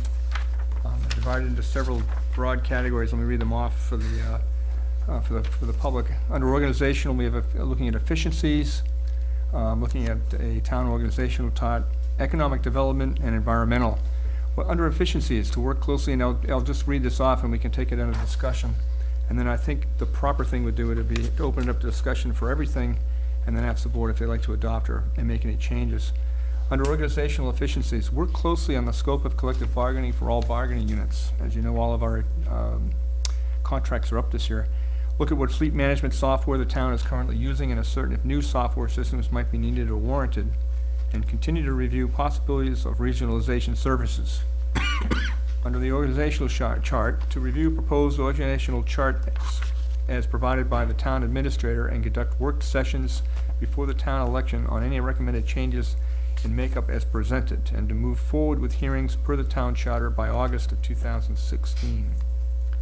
Under economic development, to move forward with the wastewater committee and consultancy of the wastewater treatment plant for Buzzards Bay. Also, to host a workshop or seminar in conjunction with the Chamber of Commerce at a topic of growing your business. And under environmental, continue to work with the Cape Cod Commission on the 208 related issues and engage the Cape Cod Commission reset team, and to work with the landfill staff and recycling groups to bring forward a plastic bag ban bylaw by town meeting in the spring. This is to seek other town restrictions and create a matrix by April 2nd of 2016. So those are the goals that we went over briefly at a workshop we had last year, and I would open it up to the board for discussion, particularly Mr. Blanton and Mr. Meyer, who had worked on this, to make a presentation to the board. Thank you very much, Mr. Chairman. With regard to the notes that we have here, A number of the items have been discussed, and some have either been, we've been worked on, or they're set to be worked upon. In particular, I looked down the list, obviously, you know, since I came on board, I've talked an awful lot about economic development, the importance on growth potential for the town. We have a list of a couple of projects here that may be helpful in that regard. I'm still of a mind that I wish we could do something more, and I know we're talking about budgetary allocations that may not be available in FYs moving forward. But I would like to try to entertain ways we may be able to think about that, or entertain growing that list. I'm still thinking about the prospect of trying to engage some sort of an economic development officer, and for us to commit to trying to find some level of funding to support that type of a coordinated position. That's my thought.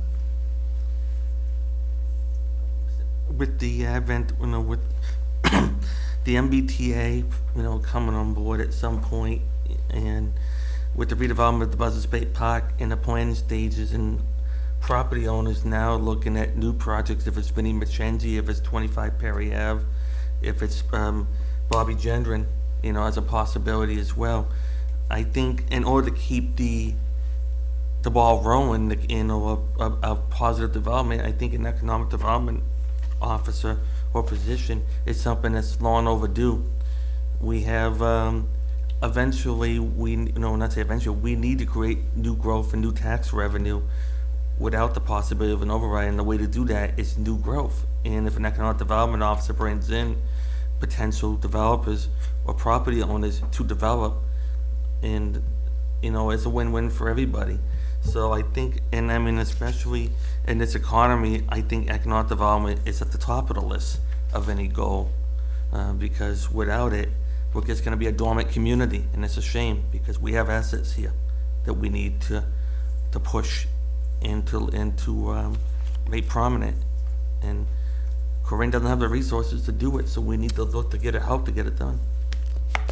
Okay. Then I'm gonna nominate Mr. Blinn and Mr. Marr to take on the economic development as the liaison. I'll second that. All right, let's pencil in Mr. Meyer and Mr. Bland, unless there's any objections by either of you. No, I think they both bring up good points, if I may, Mr. Chairman. Please. But what I'd like to get back to is if we can kind of rein this in a bit. These goals were supposed to be done 45 days after,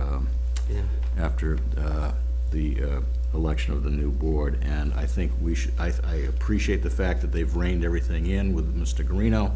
I think it's doable. I think it's workable to, from all sides, and I would move approval as presented. Thank you very much, Mr. Picard. Is there a second to the motion to approve the goals as presented? Yes. Thank you. I've got a motion made and second. Is there any further comments on that? Discussion? Sure, please, Mr. Ellis.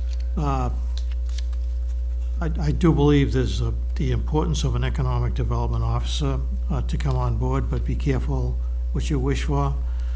Don't load it on to somebody else who's already trying to do a good job with some other department, who's allegedly overworked at the particular time. I think if it's going to be someone, it should be a separate person who this board approves, has a background that we can look at and make that judgment. And I think it's important that if we do go forward, we have to remember in the back of our minds that the override was not passed. People are questioning the salaries of people that are making a lot of money in this town. I brought that up 6, 8, 9 months ago, and you don't want to get yourself into a position where you appoint this position to some other officer who all of a sudden goes from 80,000 to 100,000. I think it's better to have one individual who can devote 24/7 to this instead of just part of his time or her time to this on a daily basis. It certainly is well reasoned, well researched, and I do believe it should work. And you have a couple of very good standing committees that are in existence right now, but I think it needs to be a position that this person deals with only. So that's all they're dealing with and not worrying about other things that are going on in town. Thank you, Mr. Ellis. Mr. Meyer? Yeah, and part of our goals is to host a workshop, a seminar in conjunction with the chamber or any other, people who have interest in that, and hopefully that will happen in the next month to 6 weeks. So as part of that workshop for economic development, we can look at what the options are and to grow forward. Mr. Bland? Thank you, Mr. Chairman. If I might ask my fellow colleague to my left, was that a suggestion then that we want to amend this list to include a discussion into looking into how to create an opportunity for a full-time economic development officer with the town? I think, my point. I'd support that. Yes. I think the thing is to agree with what's been put forward, and then when you break down these different individual things, to go forward with it at that particular time. Because, excuse me? No, I didn't, mean my mistake.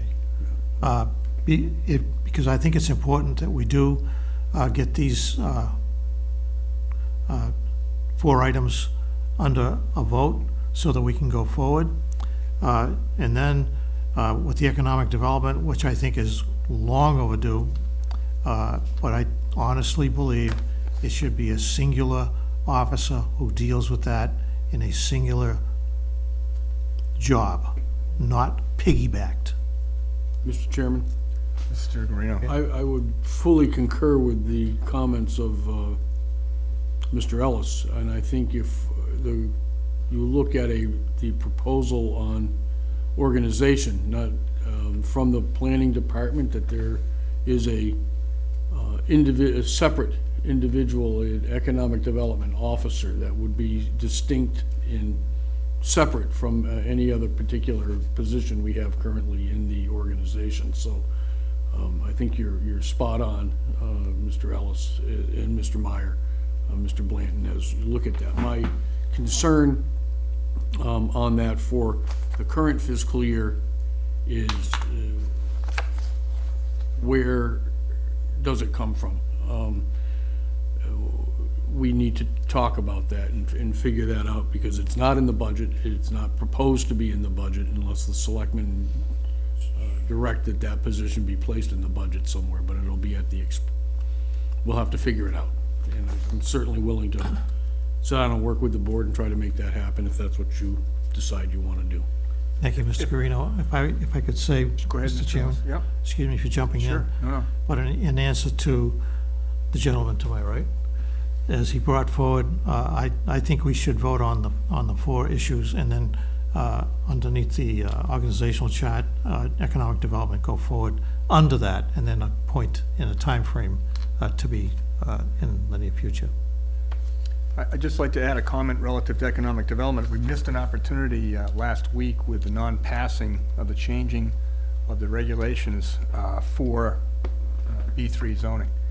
And I think that the biggest concern, at least what I saw from watching the town meeting, was the concern that people had with a particular board having as much power as determining it, and maybe a height limit or something. But I would think, if nothing else, we should take awareness of that issue and recognize that there may be some type of a compromise that can be put forth in the spring yet again to try to bring up that change, because as we know, the alternative is to go through a variance procedure for any applicant that might want to develop that property, which we've now changed to B3 successfully, and it's going to be difficult. And I think if you're going to talk economic development, let's do the easy stuff first. Not that that's the easiest thing, but we can do that at a town meeting, and I think we can approach it with the understanding of what we learned at the last town meeting. So I think that should be part of our priority within economic development, to work with the various boards and the town planner to make sure that we come with something that's comprehensible and also acceptable to the voters. So, Well, with that article going down, the same article can't come up for 2 years under Mass General Law, so anything that goes forward, it's going to have to be different than what was voted on. that's correct. I'm not suggesting we bring the same thing back, because I think we get the same results. What are you suggesting, Mr. Chairman, that we amend No, section? I'm just saying, let's not forget, the possibility that there are other things besides hiring people that may result in economic development, that's all. There's a motion on the table that's been moved and seconded to adopt these lists of goals. I think they're broad enough that a lot of the things that we've discussed could be added to and included within those. I would offer to take the environmental as a liaison if it's acceptable to the board. I have worked with the recycling committee. In fact, there's a couple of members in the recycling committee that have offered to take this under their wing to work on it as well. So I think we can be well prepared as a town to offer the townspeople at the spring town meeting a good means of way to address the concern about plastic bags. So, I'd be happy to take the organizational chart. okay. Everybody's jumping up and down about efficiency with collective bargaining. Well, I have asked, I think- for transparency to the board members, I have asked the chair and the vice chair to sit down with me to work on parameters to come back to the board for full discussion as we move forward and ahead on these collective bargaining agreements. So, we're not trying to take anything away from the full board, but it's easier to try to decipher some of these languages and then bring it back to the board for their review and discussion. I hope the board would support that model. And as we, nothing on any of the contracts would be voted or discussed or implemented without the full board's knowledge, consent, and full discussion. But we have 8 contracts to do, and it just makes a lot of sense to try to do that in a subcommittee type organization. And I have, for ease, I've asked the chair and the vice chair, but I certainly would be welcome to anybody wanting to come in. Any comments, gentlemen, on that? I, for one, I don't know that I want to necessarily serve as an official liaison. It sounds like that's already been taken on up, but I would certainly appreciate the opportunity to sit in on that, if nothing else, to learn a little bit more hands-on how this collective bargaining actually works on a negotiating Well, then you're gonna level. have to post a meeting, so I'll step off, you can have it. Well, No, I'm fine, I don't care. I don't want to No, it necessarily doesn't, no, bounce. believe me, believe me, I don't need more meetings. I'm sure they'll miss you. No, I'm These would sure they hopefully won't. be, just for Mr. Blanton's understanding, these would hopefully be daytime meetings? That's one of my challenges, so that's why I would respectfully beg off of being an official liaison. But if there's an opportunity to not create a, Well, you'd have to Nobody post a need to meeting if If you we were have to do 3, it. we'll have to post it. I understand. I'm sorry, No, I thought it would be helpful, that's all. nope. Understood. I Well, think, we'll I just have think, a the- full discussion when it comes on, that'd be part of the learning process then, I'm sure. okay. Jerry, I haven't got your name next to anything. Is there anything you want to hang your hand on? Just want to kind of support a little bit of everything. I will support everybody if There they you go. allow me to come along. Perfect. Okay. Vote. So I need a vote. So I've got, just to run it down, I've got under efficiencies with the collective bargaining, that would be myself and Dawn. The organizational chart is Dawn. Economic development is Michael and Peter. And environmental is me. And then Jerry is everywhere. So, having said that, there's a motion to approve this outline as our goals for 2015, 2016. Efficiencies were who again? Steve and Dawn. Mr. Blant looking over our shoulders. Whenever I can. All right, any other questions or comments? I would request that because I'm going to be multitasked here, that I be notified on whenever and all the meetings. Absolutely. The whole board will be. We'll make sure that happens, Don. That's a good point. All right, are we ready to vote, gentlemen? Okay. All those in favor, please say aye. Aye. All those opposed? Motion carries unanimously. Thank you very much. On the selectmen's business, Mr. Chairman, Yeah, there's going to be a couple things. Go ahead, Peter. last year this time, we were given full-time equivalents from every department head for the money that was the year before, year present, and possibly projecting out to the year after based on how many employees, what the title was, and their rate of pay. I think for transparency, I would like to see those again this year. Those are coming forward. Mr. Picard actually asked recently for the salary structure. So we're putting that together. He asked for that by the first meeting in March. And the FTEs are being provided right now to the Finance Committee as well, as you're aware. So as the departments bring that forward, we'll just make sure that the selectmen are copied on that as well. And also, I gave you a question last week relevant to the revolving account. Yes, we're getting you the answer on that. Linda was gone last week, as you recall, so you will have you wanted the recreation revolving account. Present balance, what salaries are paid out of it, and what Correct. bills are paid out of it. That's fairly easily ascertained. Thank you. Any questions about the budget? Yeah, go ahead, Don. Just have a couple of points I'd like to make, then some questions as well for the administrator. For example, if the audit company tells the finance director FY17, the audit's gonna cost $60,000, I presume that the $60,000 is budgeted. Yes. Then why, if the fire chief was notified that county dispatch service was gonna be $176,000 thereabouts, and he requested that, why did you change that amount down to 125? Meeting that I had with the sheriff that I reported to the selectmen a few weeks ago, it looked like it was going to be level funded. Oh, really? Yes. Okay, didn't recall that. Okay.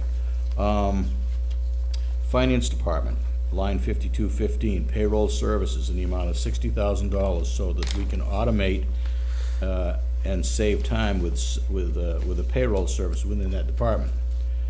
And I understand that there is no, at present, no reduction within the Finance Department to offset that $60,000 for that contractual expenditure of the payroll service.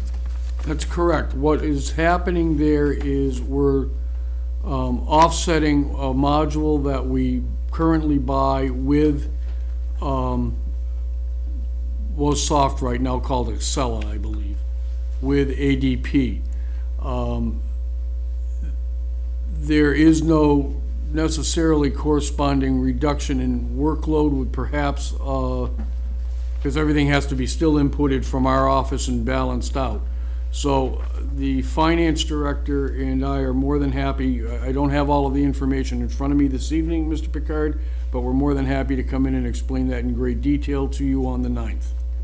That's fine, but if something's supposed to make things more efficient, and we still have the same number of people doing it, why are we doing this? Now, I understand it has something perhaps to do with making sure that we comply with the, Well, there's the ACA, right? yeah, the Affordable healthcare. affordable healthcare.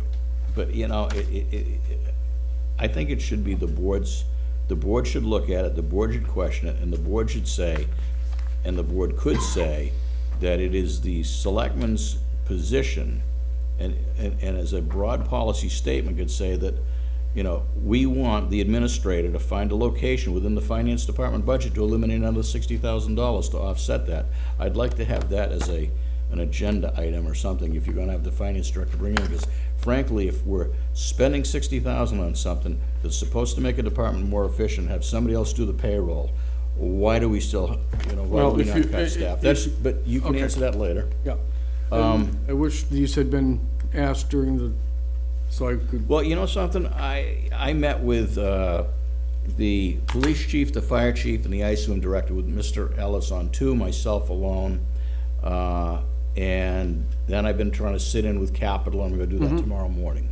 So I've had a chance to sit down and look at some of these things, and some of these things I just got wind of. okay. And that's why I'm bringing it up. Now, I want to bring us a couple other things. Number one, total legal budget for FY17 is $317,000. Now, in checking around, I just saw that Braintree just advertised for a town council in-house. Braintree's a population of 35,000 people.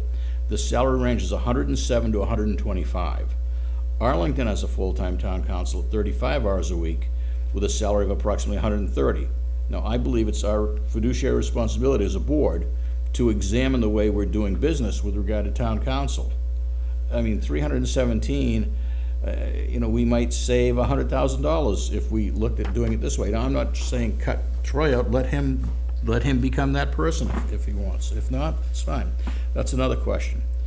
Emergency preparedness, the department head, according to the budget book, put in a request for $89.75 for salary for the department head. You raised it back to $18,128. So my question is, if the department head feels that $8,975 is adequate to do the function with a reduced amount of hours, why would you raise the amount by $10,000? Yeah, go ahead. Let me answer that. The original proposal when the override failed was to cut that person down to a point where I don't believe it was sustainable, but it was something we had to do to cut the budget. The request in that line item should have been raised. It shouldn't have been at 89. We had discussed it. It is my belief, based on the workload that he has undertaken and the professionalism, regardless if it's him, if he retires out or anybody else, we need a half-time person in our EMS system. And I will be more than happy to justify that in spades to you on the 8th as well. Well, I'm looking around, I do a lot by comparison. The emergency management director in Sandwich, who is very highly regarded, does it for a stipend of under $5,000. In Yarmouth, it's the town manager or his assistant that just has the title. In Falmouth, it was just recently retired fire chief. I think we have to look at this as another way. I'm not saying, you know, maybe this year we revert it back to the 89.75 and then see what happens after that. But that's just another point that I want to make, that I really think that, and I'll be glad to send these to you by email. I appreciate that. Now look, I'm one of 2 veterans on the board, but I have to ask questions about the Veterans Agent Services. We pay $150,000 for expenditures for veterans and other charges. I'd like to get some idea of how that's broken down. Okay. Is it for medical? Is it for heating assistance or whatever? That would be good. The other thing is, we have a veterans agent who's a veterans agent is assessment to the town is $29,926. That's 6 hours a week. At 52 weeks a year, for that 6 hours, that equates to $96 per hour for that person to sit in the office and address veterans issues. I'm wondering if we should not look at maybe the town taking that over or something of that nature. I understand Mr. Merrigan's the one who signs off on all the procedures because he's trained in that regard, but I know the VA and others have trained people. So. Yeah, we have been in, I don't have a good response Okay. to that because we've been in this multi-town system with Barnstable County for years and Right, years. I get it, but $96 an hour. No, that's I don't pretty think it's darn good. specifically, I think that a lot of that goes to the admin of the full Okay. system All as right. well, but. Fine. Community building, you have a contracted services line item for $50,000. Now, I'm gonna presume that's custodial. Mostly, yes. And you also have a labor's line item for $50,000. Can you tell me how many FTEs that is? Is that one FTE? One FTE. One FTE, okay. And so, and how did you arrive at the $50,000? That was based on the numbers. We had asked, when we were to be open, we asked Jonathan to put together what it would cost us to bring back the 5 days with the 6 hours of contracted services on each of the days at an hourly rate with an outside vendor. Okay. All right, let's move down to my last concern and question, because, again, I'm just trying to figure out if we're doing the right thing. Page 63175, Recreation Department, you have salaries totaling $106,000. No expenses are listed for that department, so if that department needs a phone or postage or advertising, where does that come from? Comes out of the revolving fund. It comes out of the money they raise in fees. That was explained before the override, that all of the expense money would be taken out of the recreation and all programs would be fee-based and all expenses for the recreation department would be taken out of that, as well as about 45% of one's salary comes out of the revolving account as well. And the Recreation Department runs Swish, summer camp, and lifeguards. And a number of other programs. They do a number of, I can get you the full list of programs. Yeah, I'd like that. Okay. That's good. Because I'm just looking at, through all these things, and while you say it's fee-based and we're collecting money and it's a revolving account, regardless of where it comes from, we're paying it, and we're paying it out. So I sometimes I wonder if especially when you have a department with very little in expenses and $106,000 in salaries, I'm not sure that, we might not want to restructure or look at a restructuring of that. I would venture to guess that they would be more than happy to have some expense money back in their accounts. Yeah, no doubt. This is not a two-person recreation department on a Cape Town for 20,000 to 40,000 people is Yeah, well, pretty much the norm, but we can look at it and certainly be more than willing to discuss anything you'd like on that. well, we've got a lot coming up in the next couple of years, and I, just want to make sure that we're doing the best in addressing our fiduciary responsibility to the community. I appreciate that. If we're gonna have, and we've all said, last couple of meetings on this, it's, the only place else you're gonna cut is in salaries, as in personnel. And you've been cutting personnel continually for the last 4 to 5 years. I get it, I know. Thank you. I will email this to all members of the board. I appreciate that, so I can have Yep, it. Thank you. Anything else, gentlemen, relative to Jerry? Under Selectmen's report, Oh, wait a minute, you're skipping over the town administrator. excuse me, Selectmen's business. Okay, go ahead, yep. Yeah. Thank you, Jerry. This may be a fair line between business and a report, but I would like it under business.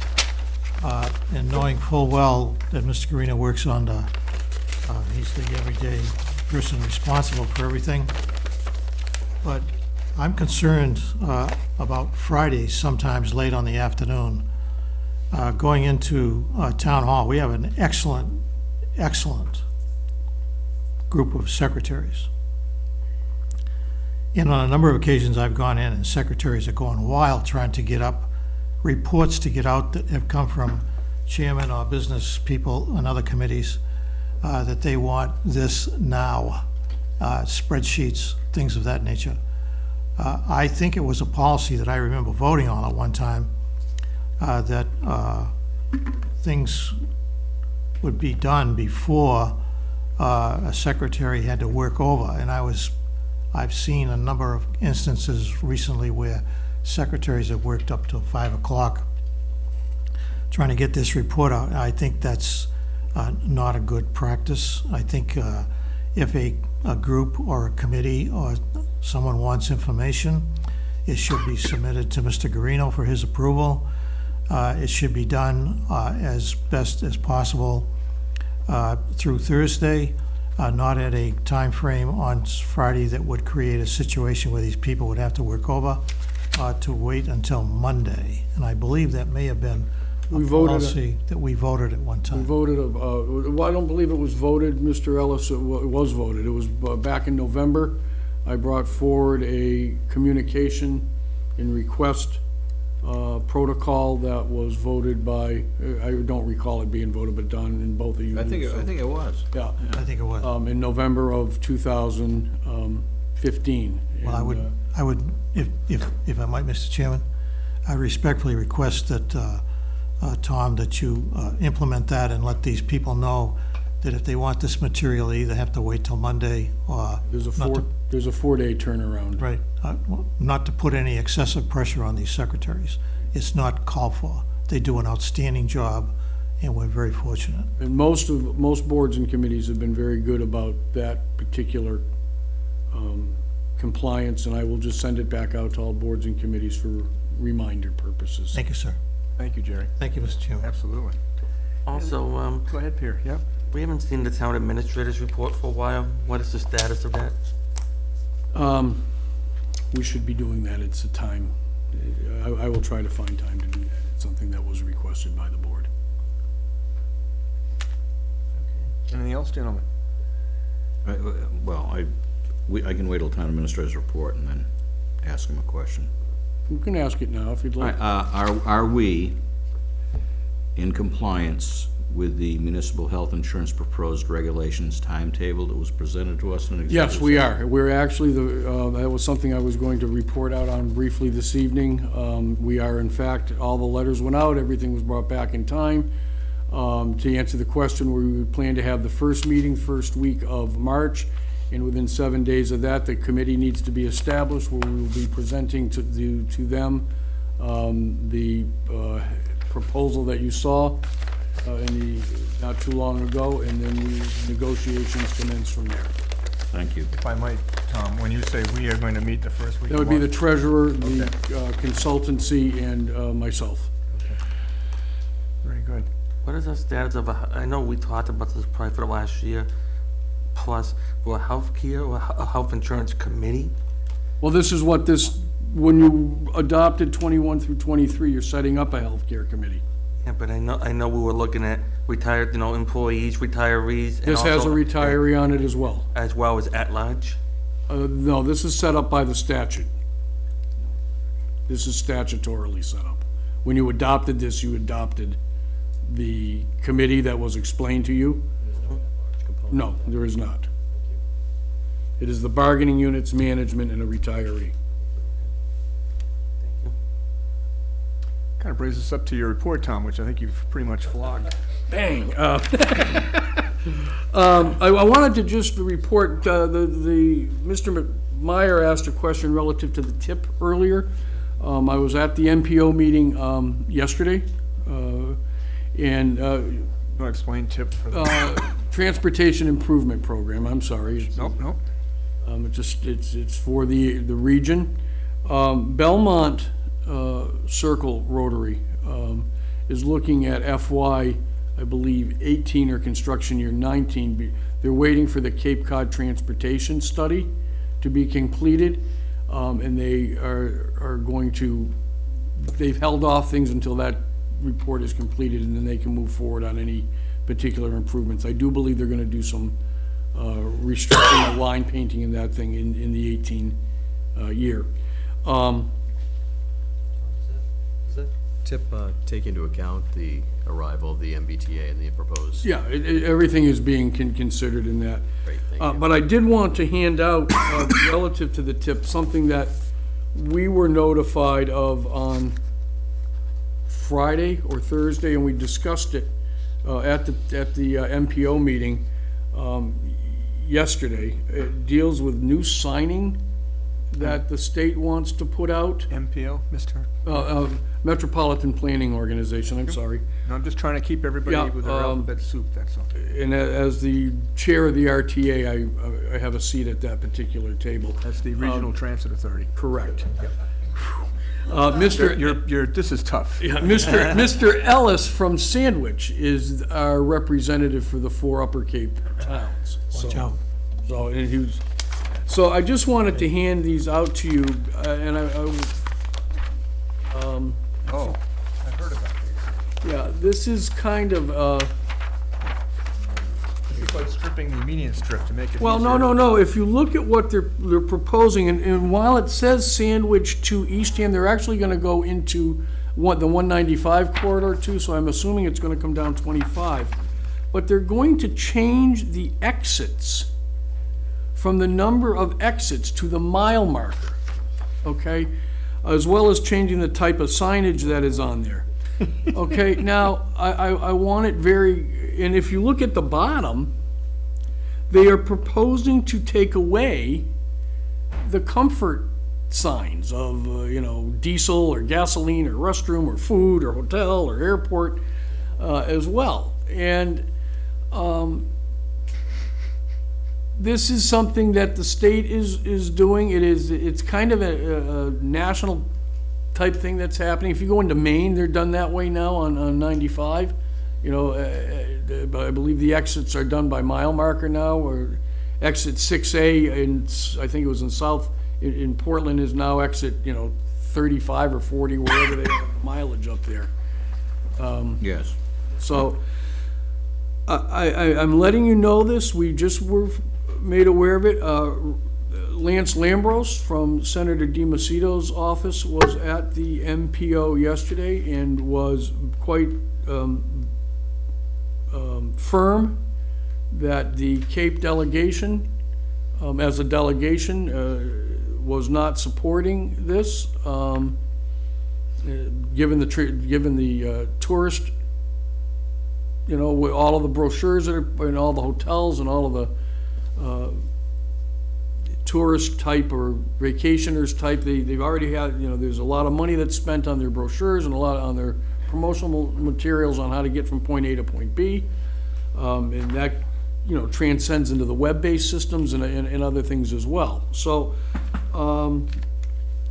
there's not a lot of discussion on this. I just wanted the board to be aware that this was out there, and we were made aware of it formally on Monday, although we got an email on it Friday. Mr. Blanton? Thank you, Mr. Chairman. Quick question here. In the notes, I noticed, does this look like the total cost for this retrofit is $5.8 million? I think, I believe that's, I don't want to say for sure, but I believe that's district-wide, not just in this area. I don't know if, I know it's not statewide, it would be more than that statewide, but, I'm encouraged to hear that the Cape delegation, I mean, not that I would want to ever challenge whatever blue ribbon panel of Ivy League transportation experts came up with this particular plan, but well, I it think looks you're right. I think it's for the absolutely- Cape and the 195 corridor, as I read that, so. absolutely spendthrift and unnecessary and foolish, but Well, I just wanted you to be aware, because we are the gateway, and, I mean, you still come down to 25 and exit 2, formerly exit 1, I mean, or exit 1, formerly exit 2, so. So that was, one of the things that I wanted to bring the board up to date about. I just, Ellis, before we leave that, Mr. Ellis, comment? oh, I'm sorry, sir. It's fine. I'm very much appreciative of your bowing to age. The one thing on here that is a little bit disturbing, and Mr. Blanton's correct, if you take a look at the directional sign to the far right on the ones on the bottom, airport, they've changed the entrance to the Hyannis Airport, and I would defy you, if you're not familiar with it, to go down there and find your way into that airport now. And if you're a tourist and you go down and you're looking for it, if you don't know that you can go in beside Wendy's, or you can go in at another entrance, you're not gonna find this place. You go around the existing rotary a couple times, and they're all exits, so I think your point's well taken, and that makes it a point for you to have a good argument. So, thank you. I'm not sure we're gonna have any opportunity to have an argument, but I just wanted to make the board aware of this being out there. If you First wanna fly out of Hyannis, God love you. Mr. Meyer? That's the first time I've seen a Republican and a Democrat agree on something.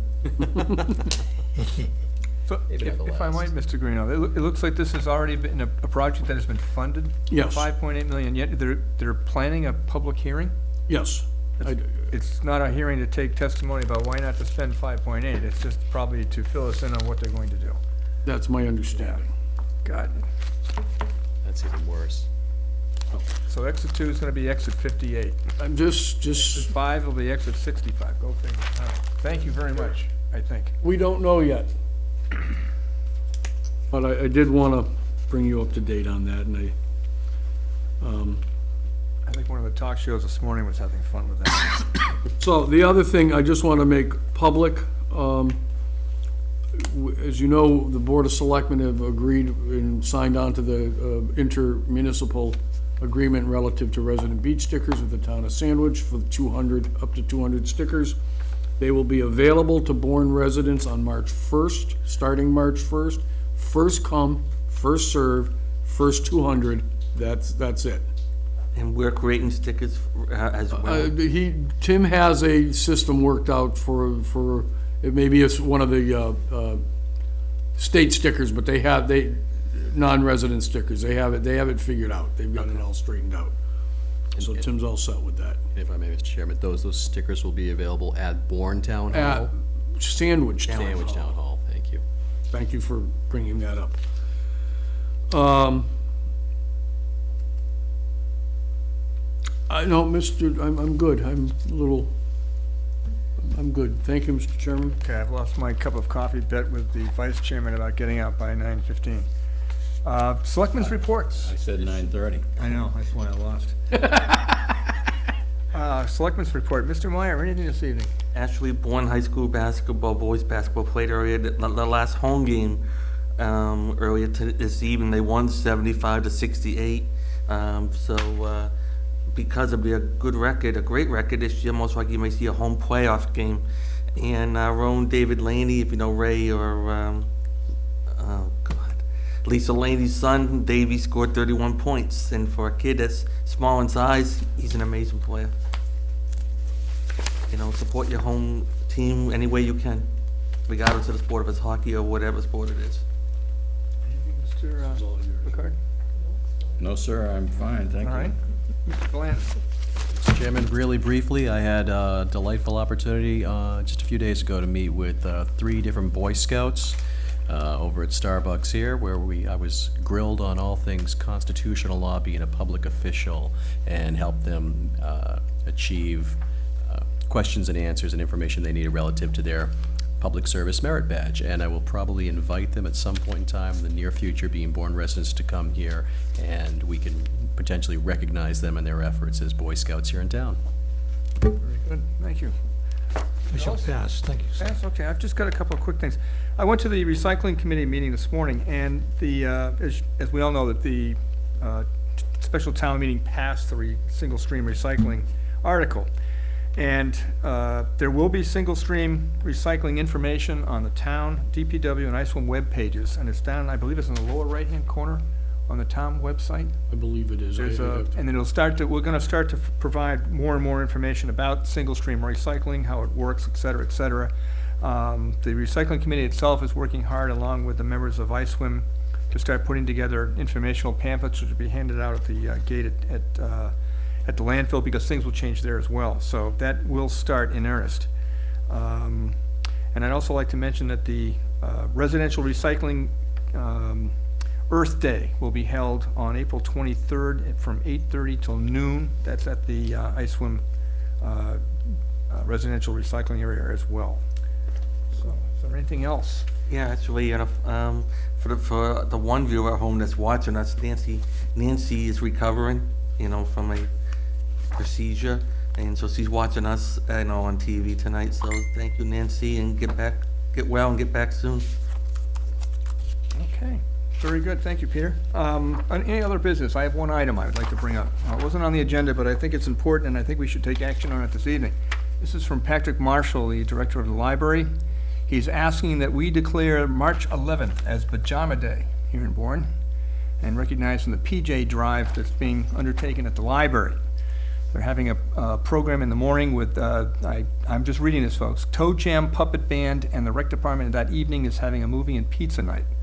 So I would like a motion to declare that March 11th is Pajama Day here in the town of Bourne. So moved. Second. I've got a motion and a second. Any further discussion? Hearing none. All those in favor, gentlemen, of declaring March 11th as Pajama Day here in Bourne, please say aye. Aye. Opposed? Motion carries unanimously. Thank you very much. Good luck. Do we Mr. have to Marshall. wear pajamas to No, Pajama we Day? do not have to wear pajamas. This is just, if you come to the pizza and movie night that evening here at the rec center, you'll get free pizza and get to watch the movie, but all you have to do is bring a pair of pajamas. Are you taking part of the plunge if we are not successful?